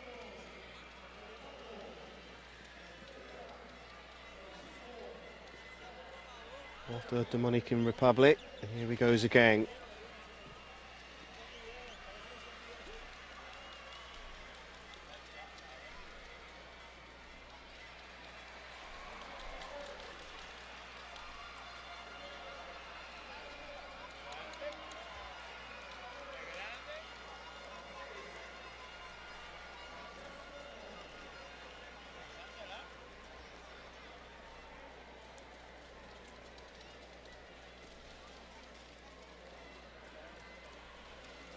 Well, plenty of inches to spare on the board. We just saw that on the replay.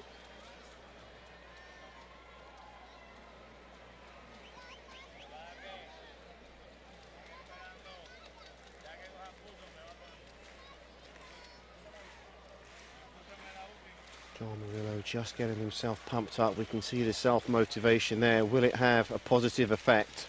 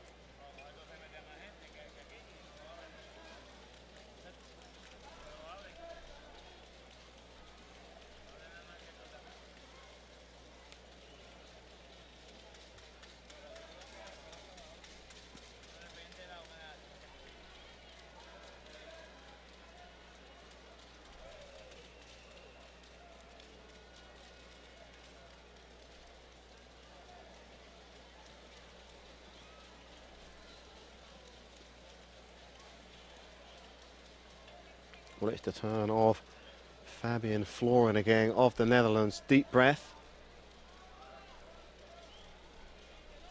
As ever, the Dutch jumper always looking to engage the crowd before he jumps.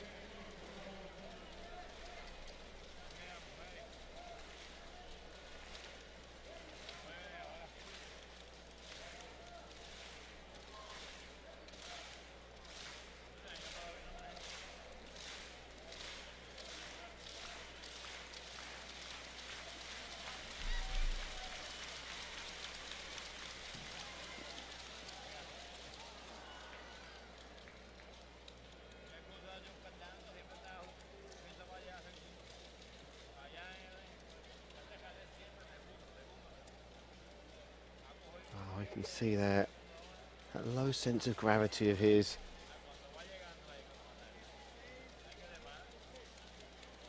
Only triple jumpers seem to be so tall.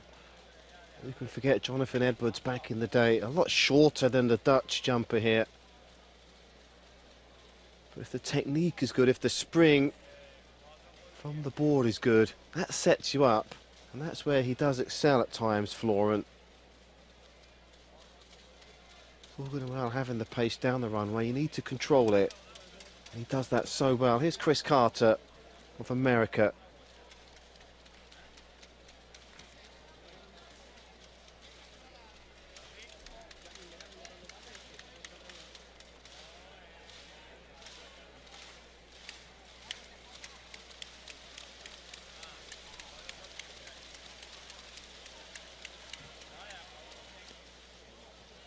He controlled that to perfection. Looks around quickly, now he's got the white flag.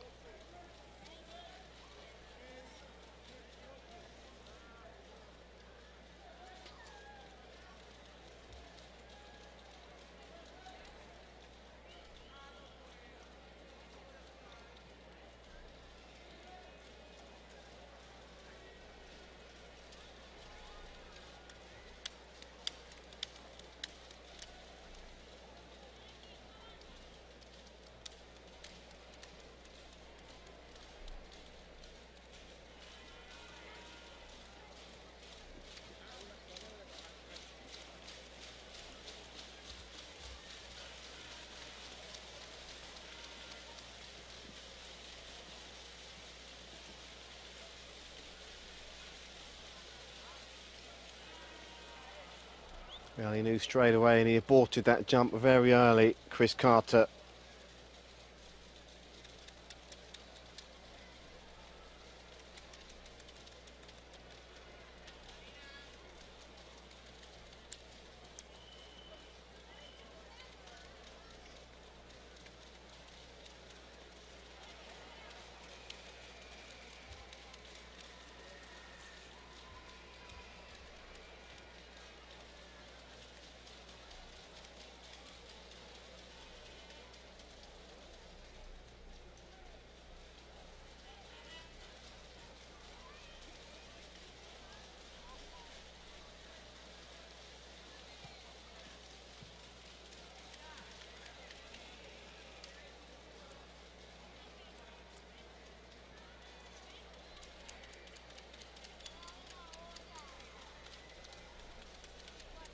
He does have deceptive pace down the runway, does Martinez of Cuba.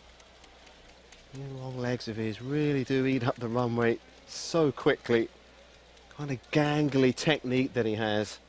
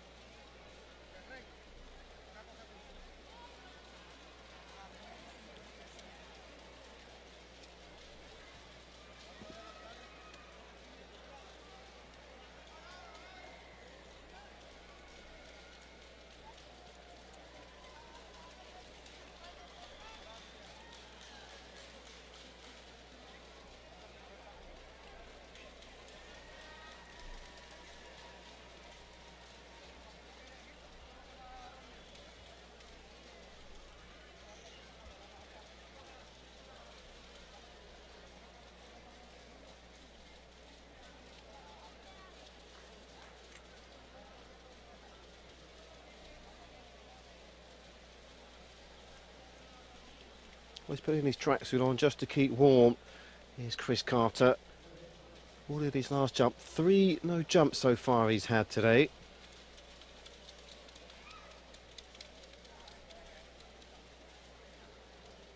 And here is John Murillo again of Colombia. Again, one of the jumpers in the field here that's yet to breach the 17-metre mark so far in his career.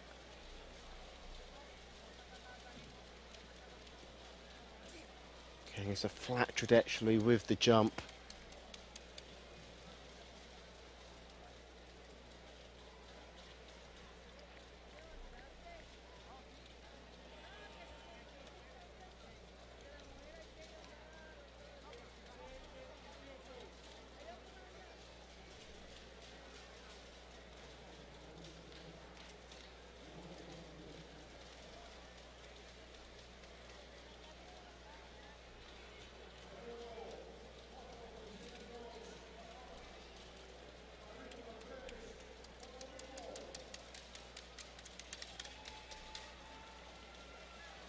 Well, he's got his hat off now. That man certainly has been busy this evening. Women's long jumping now, the men's triple jump. His integrity having been questioned on a couple of occasions, whether jump has been legal or not. No such problems really here in the men's triple jump with regards to that. His decision has been taken as gospel.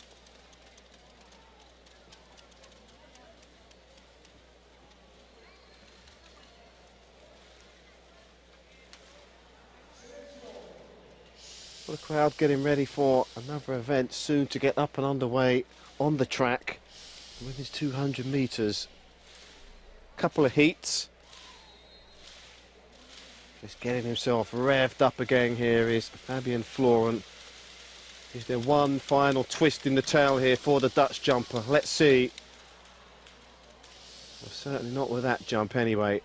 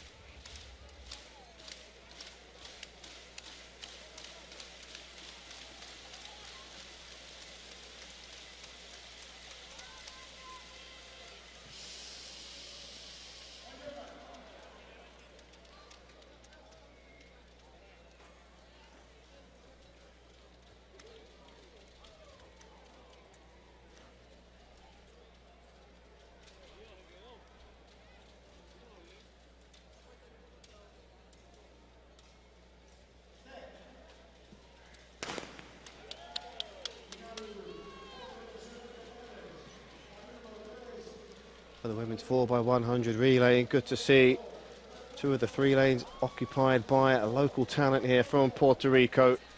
Good exchange there with all 3 lanes on the first one.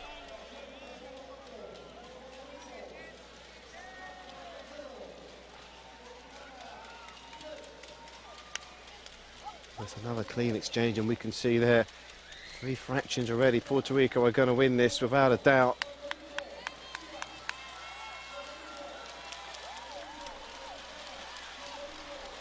Or are they? Is there going to be a late twist in the tail here? Look at this finish. Wow, that was mighty close in the end.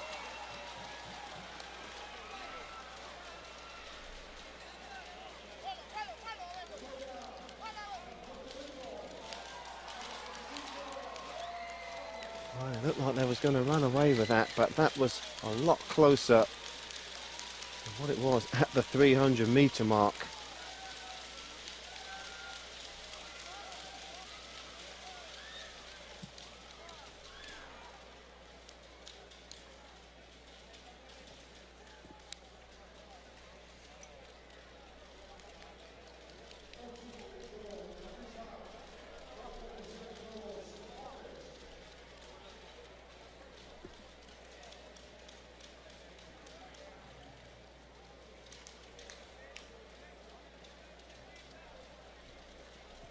Well, she just about had enough gas in the tank to see that through, but look how she was being run down in the end. 10 more metres, surely, in fact, even a couple of metres. And that would have been a second place finish and not a first. So back to the men's triple jump. Back here to Martinez of Cuba.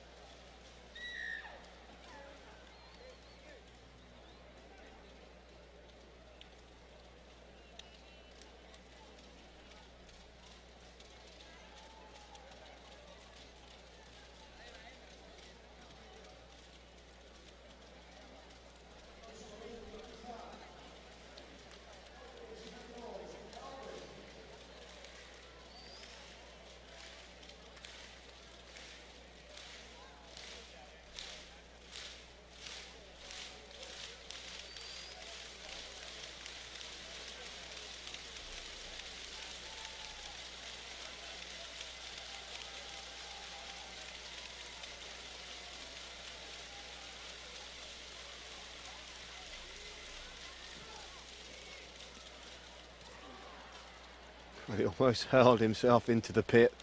That was incredible to see.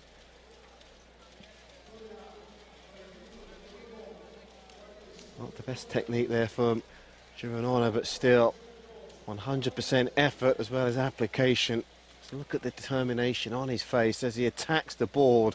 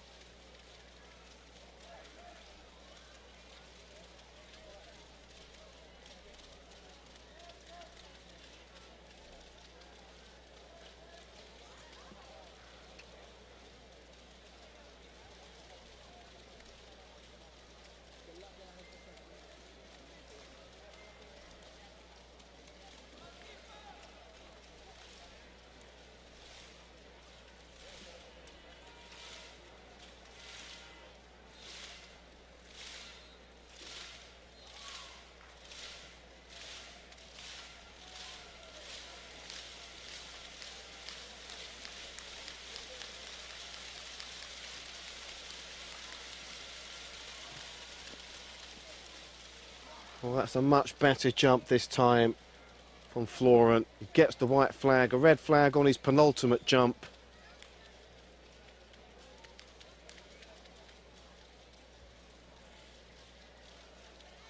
Well, not for the first time. He exits the sandpit with a very disappointed and dejected look on his face.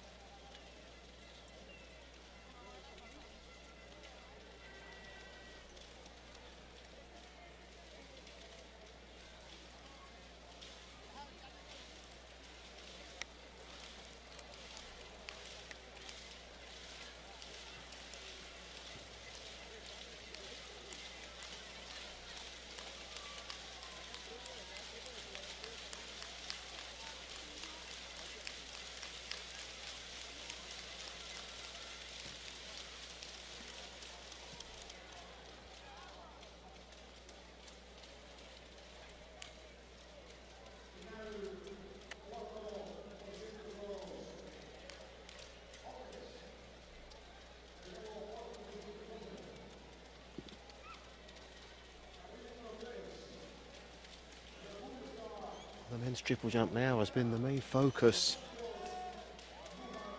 for some time now, and the big reason for that is the competitive nature of the field. He'll be disappointed with that, the American. Makes a quick exit out of the pit, and there we can see just over the mark, not by much, but enough to get the red flag.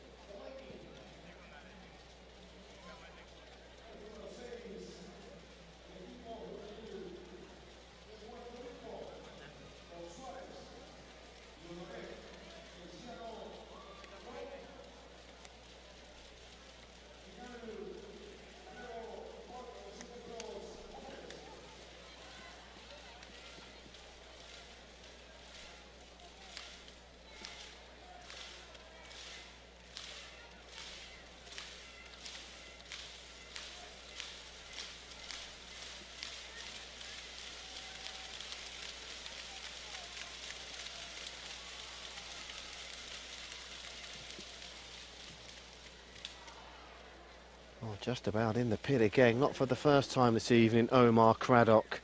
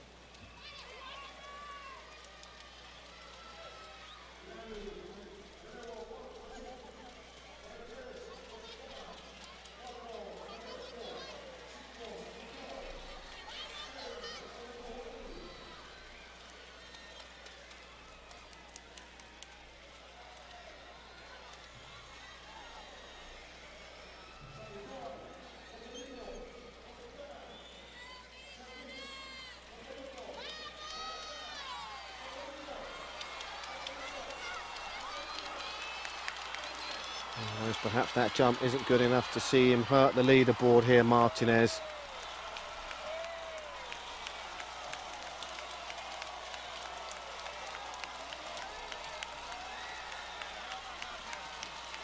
Starts off well with his stride pattern there, just a slight hesitation again at the board.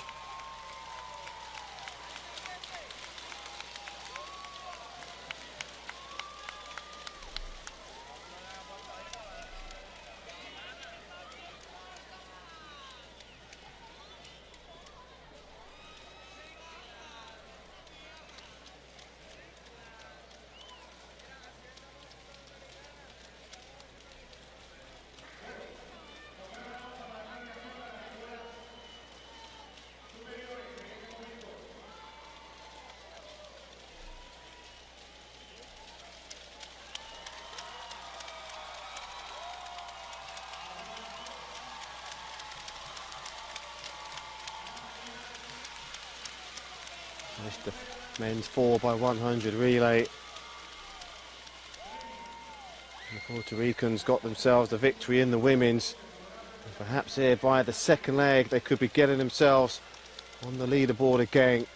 Here's the third changeover. Well, they were in the lead and now they're lagging behind in third and fourth position. Or can they make it up here in the last and final leg? Well, it's going to be another close finish again. Well, they were way behind at the third changeover.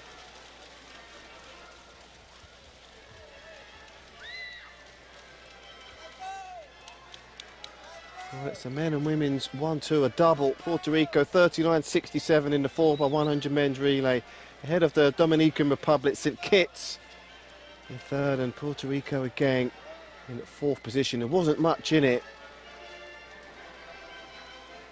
I'll be delighted with that, the organisers here as well as the supporters. Fantastic effort from both the women and the men's in the relays.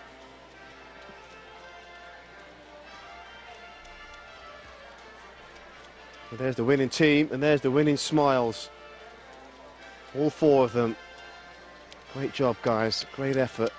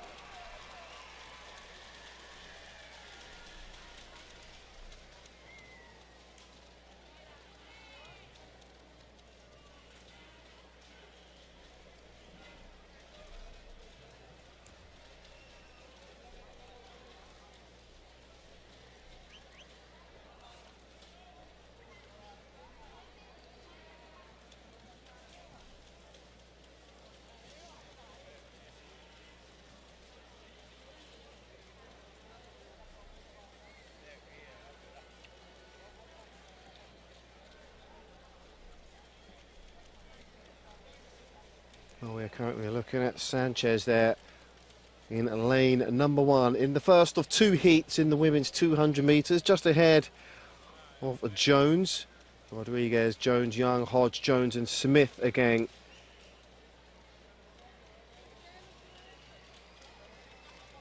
So plenty of talent out there. Let's see if we can get ourselves a good time in this discipline.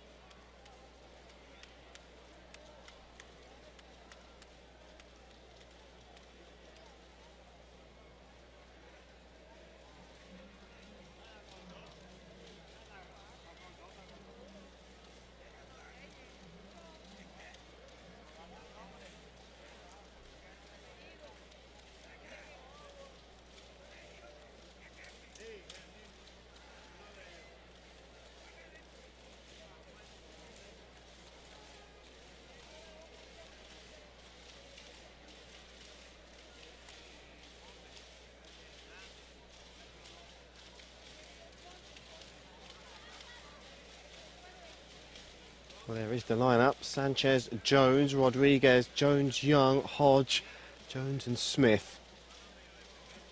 Good to see Stacey Ann Smith of America here as well as Jones. Jessica Young as well, another expected to win this race. Let's see whether that happens or not.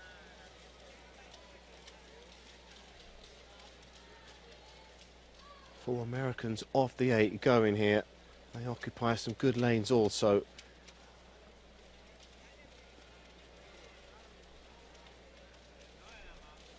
Again, the athletes being made to wait such a long time to start, and many issues with regard to the starting blocks and the microphones throughout the entire evening here in Ponce.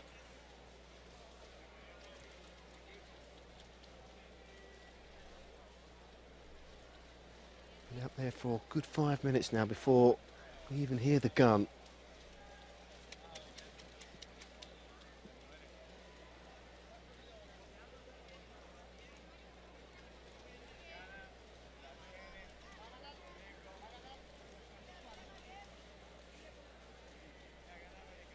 Well, it certainly doesn't help the athletes at all. We've seen many full starts and many situations like this where the officials have kept the athletes waiting.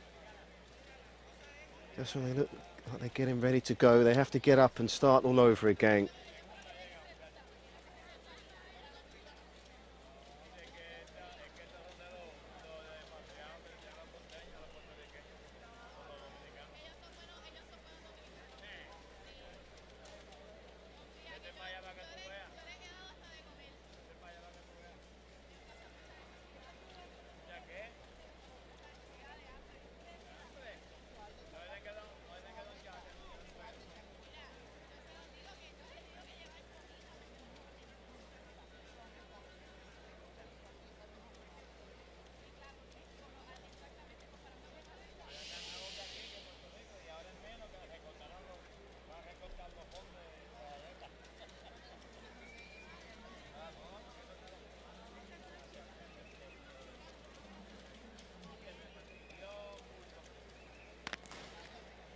It is a nice clean getaway this time. Jones is certainly looking imperious as we get to the first bend here. Well, just look at Council of Puerto Rico go as well in lane 4.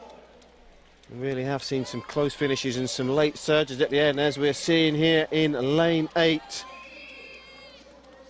23:37, not the best time and way down on last year's time.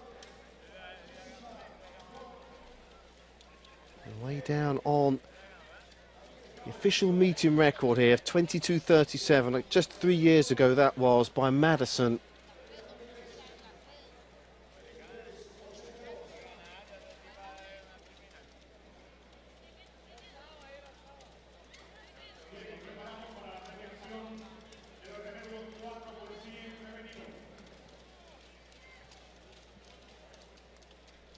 Well, you can see there at the 80-metre mark, look how close it was. There was nothing in it other than lanes 1, 6 and 8. Everybody was in with a shout of winning.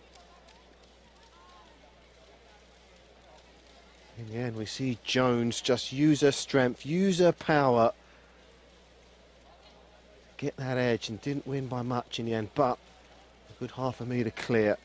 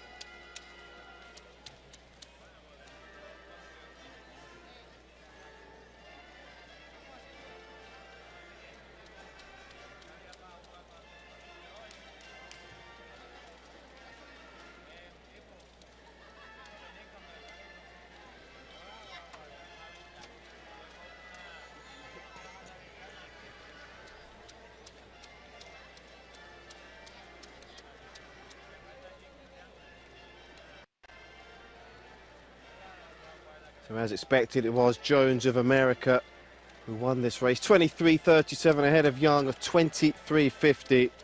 So it was an American 1, 2 and 3 as expected. Rodriguez will be well satisfied with a 4th place finish of 23:83. best of the rest, really, and good to see it came from Puerto Rico as well.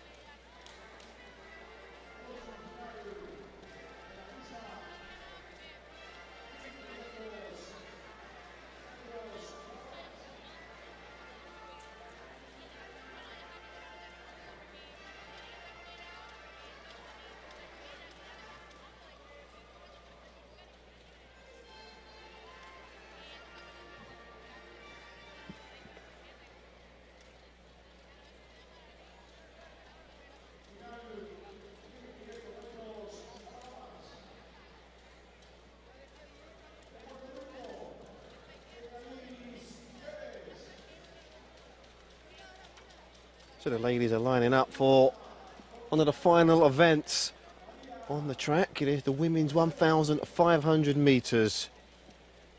4 Americans on the start list. In fact, it's 5. A couple from Puerto Rico, a Colombian, a Kenyan, and one from the Dominican Republic.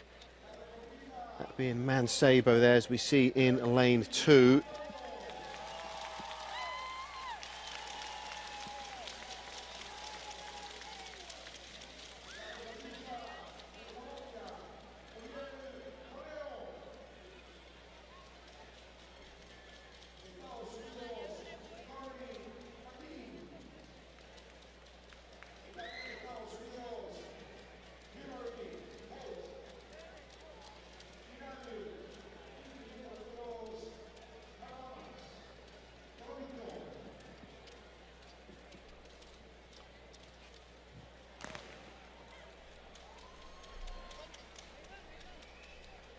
It's a nice clean start for 7 athletes here.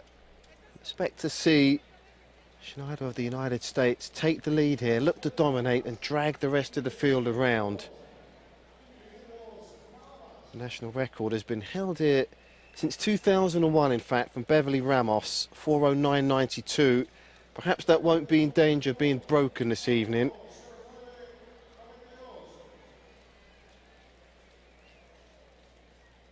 And the meeting record here, 4:15.72. Well, that was set in 2011 by Marina Muncan.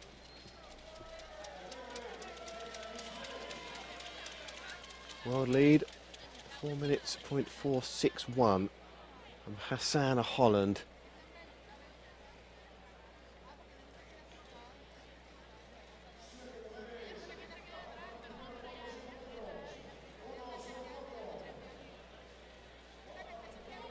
Well, the pack still tightly bunched together, really. So just 25% through this race. Good to see a long distance race here. We haven't had many of those this evening. We've been blessed with a lot of decent events in the field. The men's triple jump, the women's long jump, and of course we've had the men's and women's 100 metres and hurdles as well.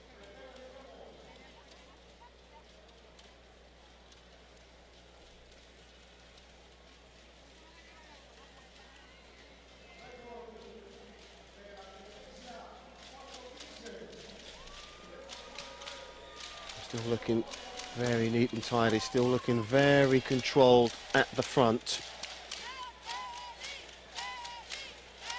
Beverly Ramos is getting a lot of support from the supporters that have hung around to see this event this evening. So the pacemaker has stepped aside just after the halfway point.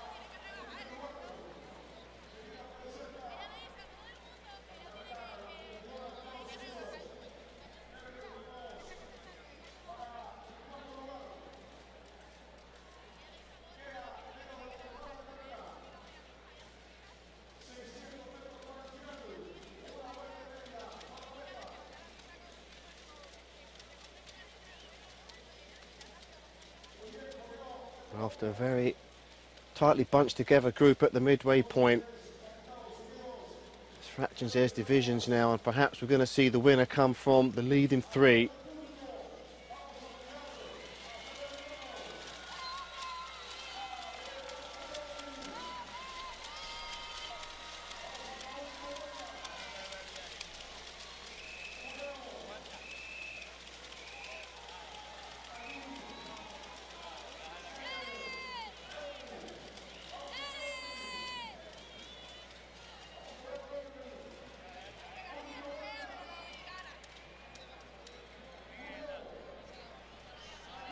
There's somebody about to make their move here. As we see, we're soon going to hear the bell, and perhaps it's as good a time as any to do so. It's still tight, it's still very close. Well, it's Schneider now of America, who looks to have timed this run to perfection. Has she? We know she finishes well. As she comes round the bend, she's looking in control to win this, or is there going to be another late surge, as we've had so many this evening? Schneider just beginning to kick into overdrive now. Well, she's being attacked from the right-hand side. Can she hold off the challenge? It certainly looks so. Brilliant finish.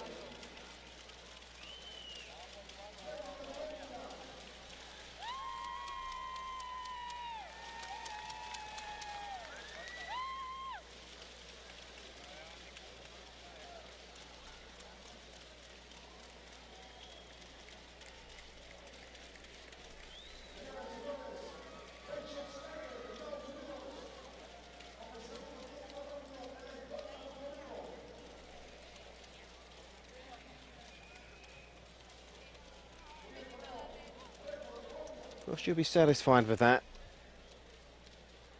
It's a pretty decent workout, regardless of the field.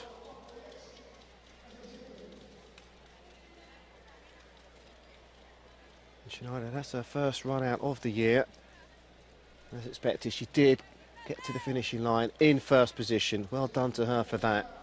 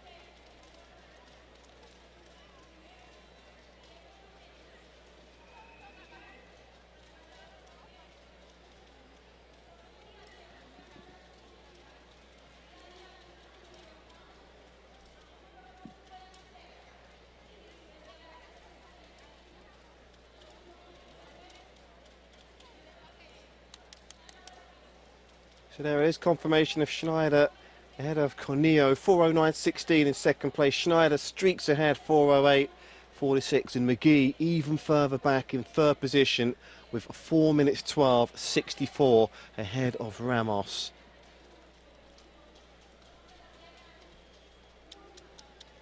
So good to see the Colombian get a second place finish.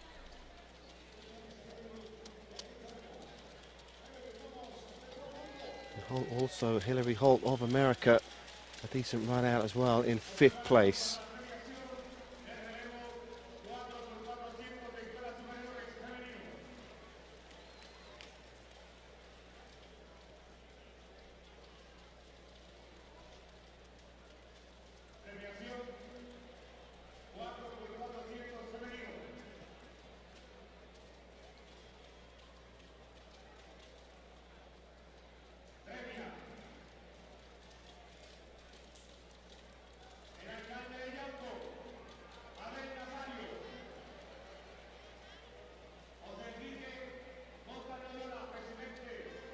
So the hurdles have been set in place. It's over to the men once again for the 400 metres hurdles.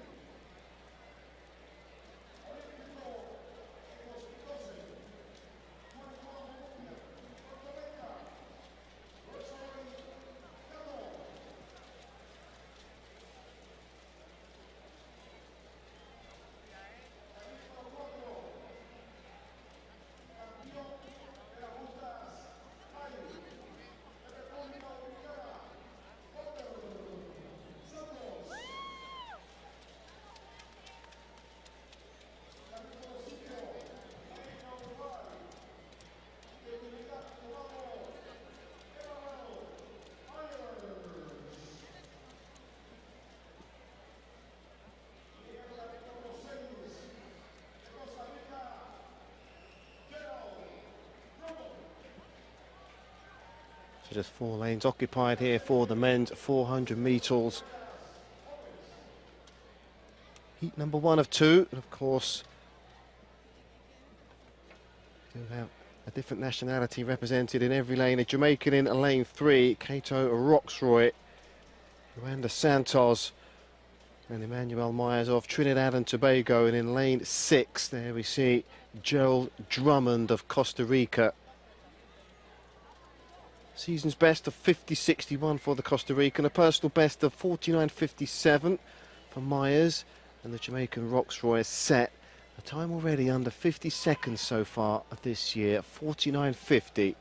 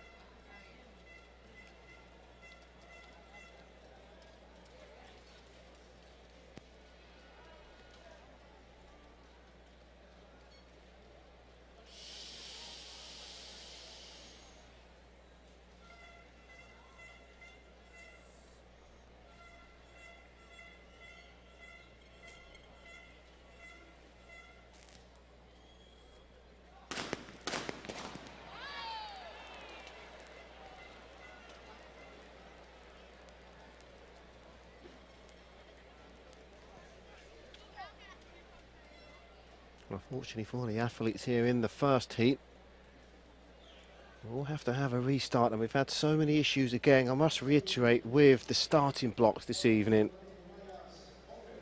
He raised his hand immediately, the Jamaican Roxroy. He settled down, and we have another full start on our hands. We've had so many so far.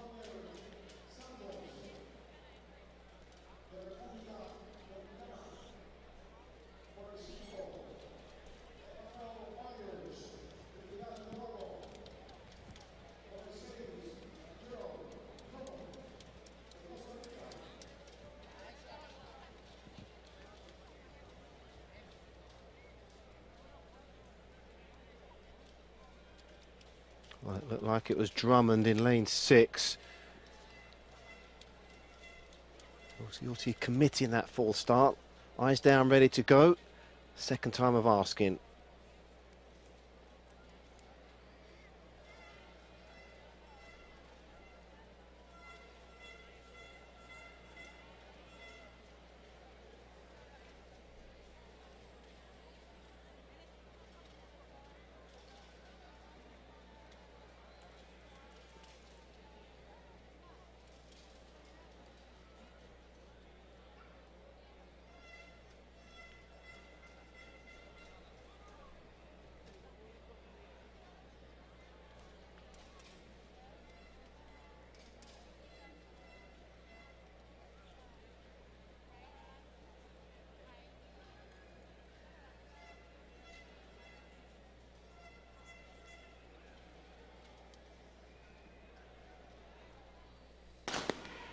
Oh, we do get away first.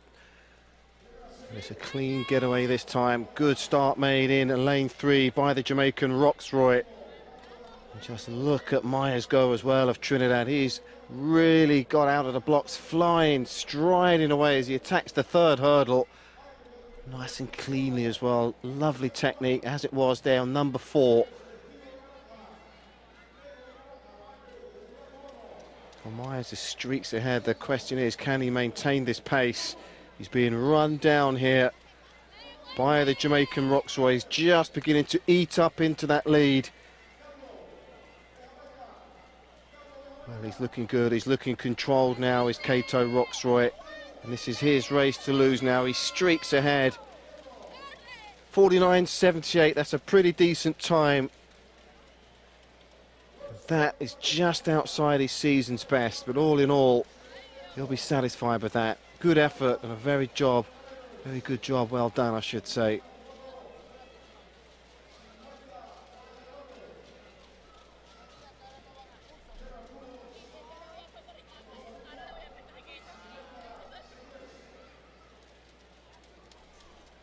Well, he had a bit of ground to make up after the first 200 metres. After that, it was smooth sailing, really, as it was, clearing most of the hurdles very well indeed.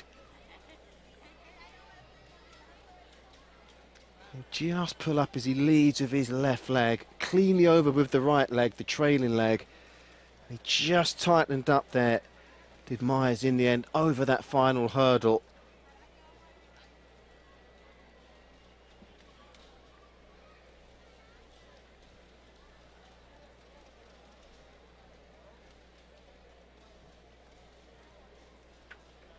It was a good workout nevertheless for Myers of Trinidad.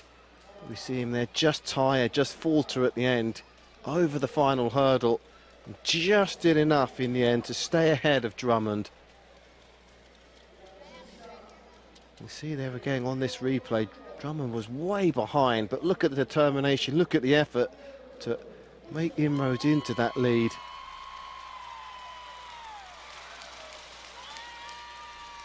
So it's Roxroy 49.77, that's a pretty decent time. Myers 50.49, Drummond just behind in third place on a 50.63, and Santos finishing fourth with 51.13.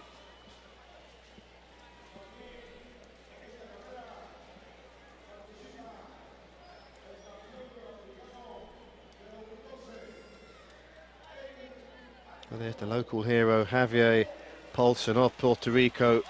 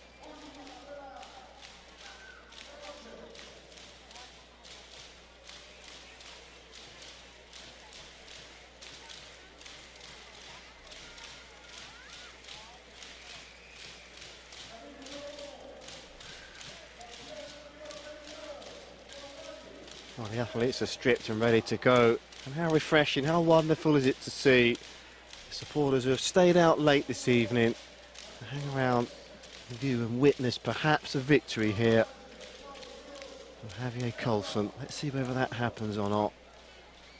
No doubt they will cheer him on all the way to the end of this one.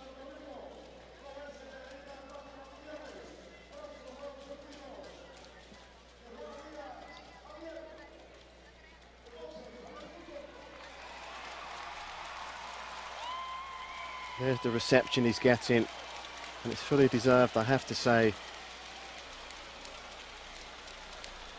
It'll be a case of saving the best until last.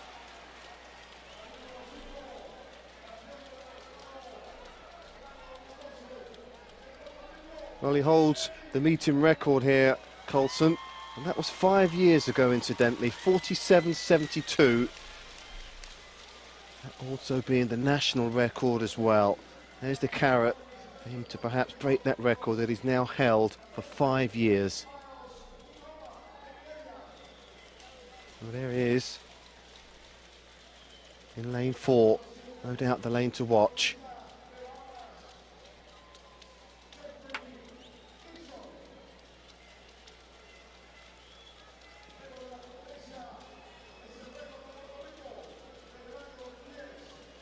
So Silva goes in lane 2, Anderson of the United States in lane 3, Coulson in 4, Alejandro of Puerto Rico also in lane 5, Oklahoma of Nigeria in lane 6, and Gibson just ahead of him.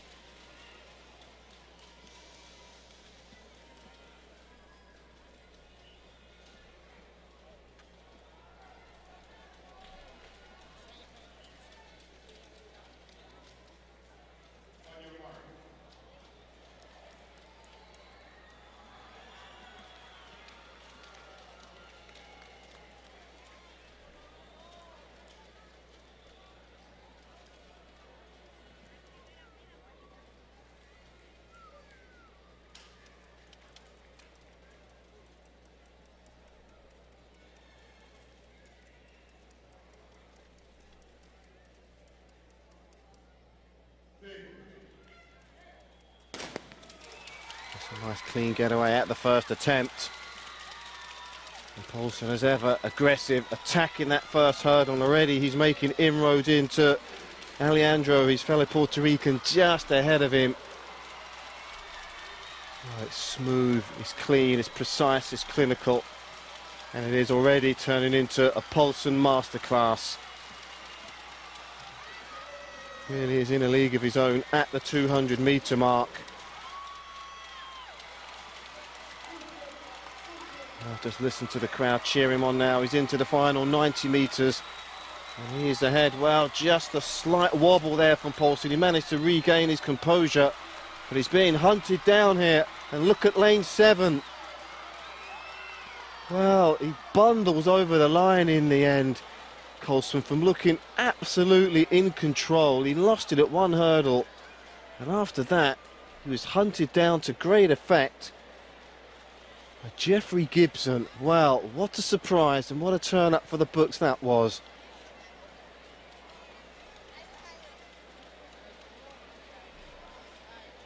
Well, he absolutely bossed, dictated and commanded that race. Need to have a look at that again on the replay to see exactly what happened, but he did wobble, he was shaken.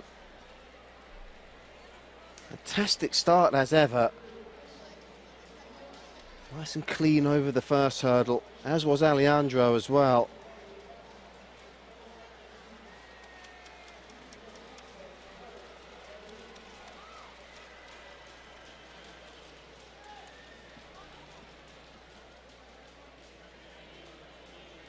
Well, the Nigerian as well put himself in contention to get a second place at least.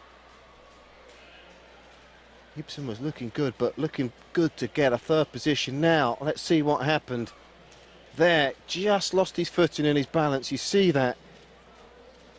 Never recovered after that. We can see it almost going into the next lane. Well, that was enough just to shake him. 49.31 Coulson beaten into second position. by Jeffrey Gibson of the Bahamas. That is a pretty decent time, 49.19. Coulson way below his personal best, but nevertheless, he gets a second place finish with that. Well, as the supporters make their way outside of the Francisco Montagna Stadium, disappointed at not seeing the local hero here, Javier Coulson, not wrap up proceedings here with a first place position. He'll have to make do with second. Nevertheless, they'll be delighted with what they've seen here on another wonderful event. So that brings down the curtain on the 9th edition of the IWC Ponce Grand Prix. Very much look forward to seeing you again next year, but it is good night and goodbye for now.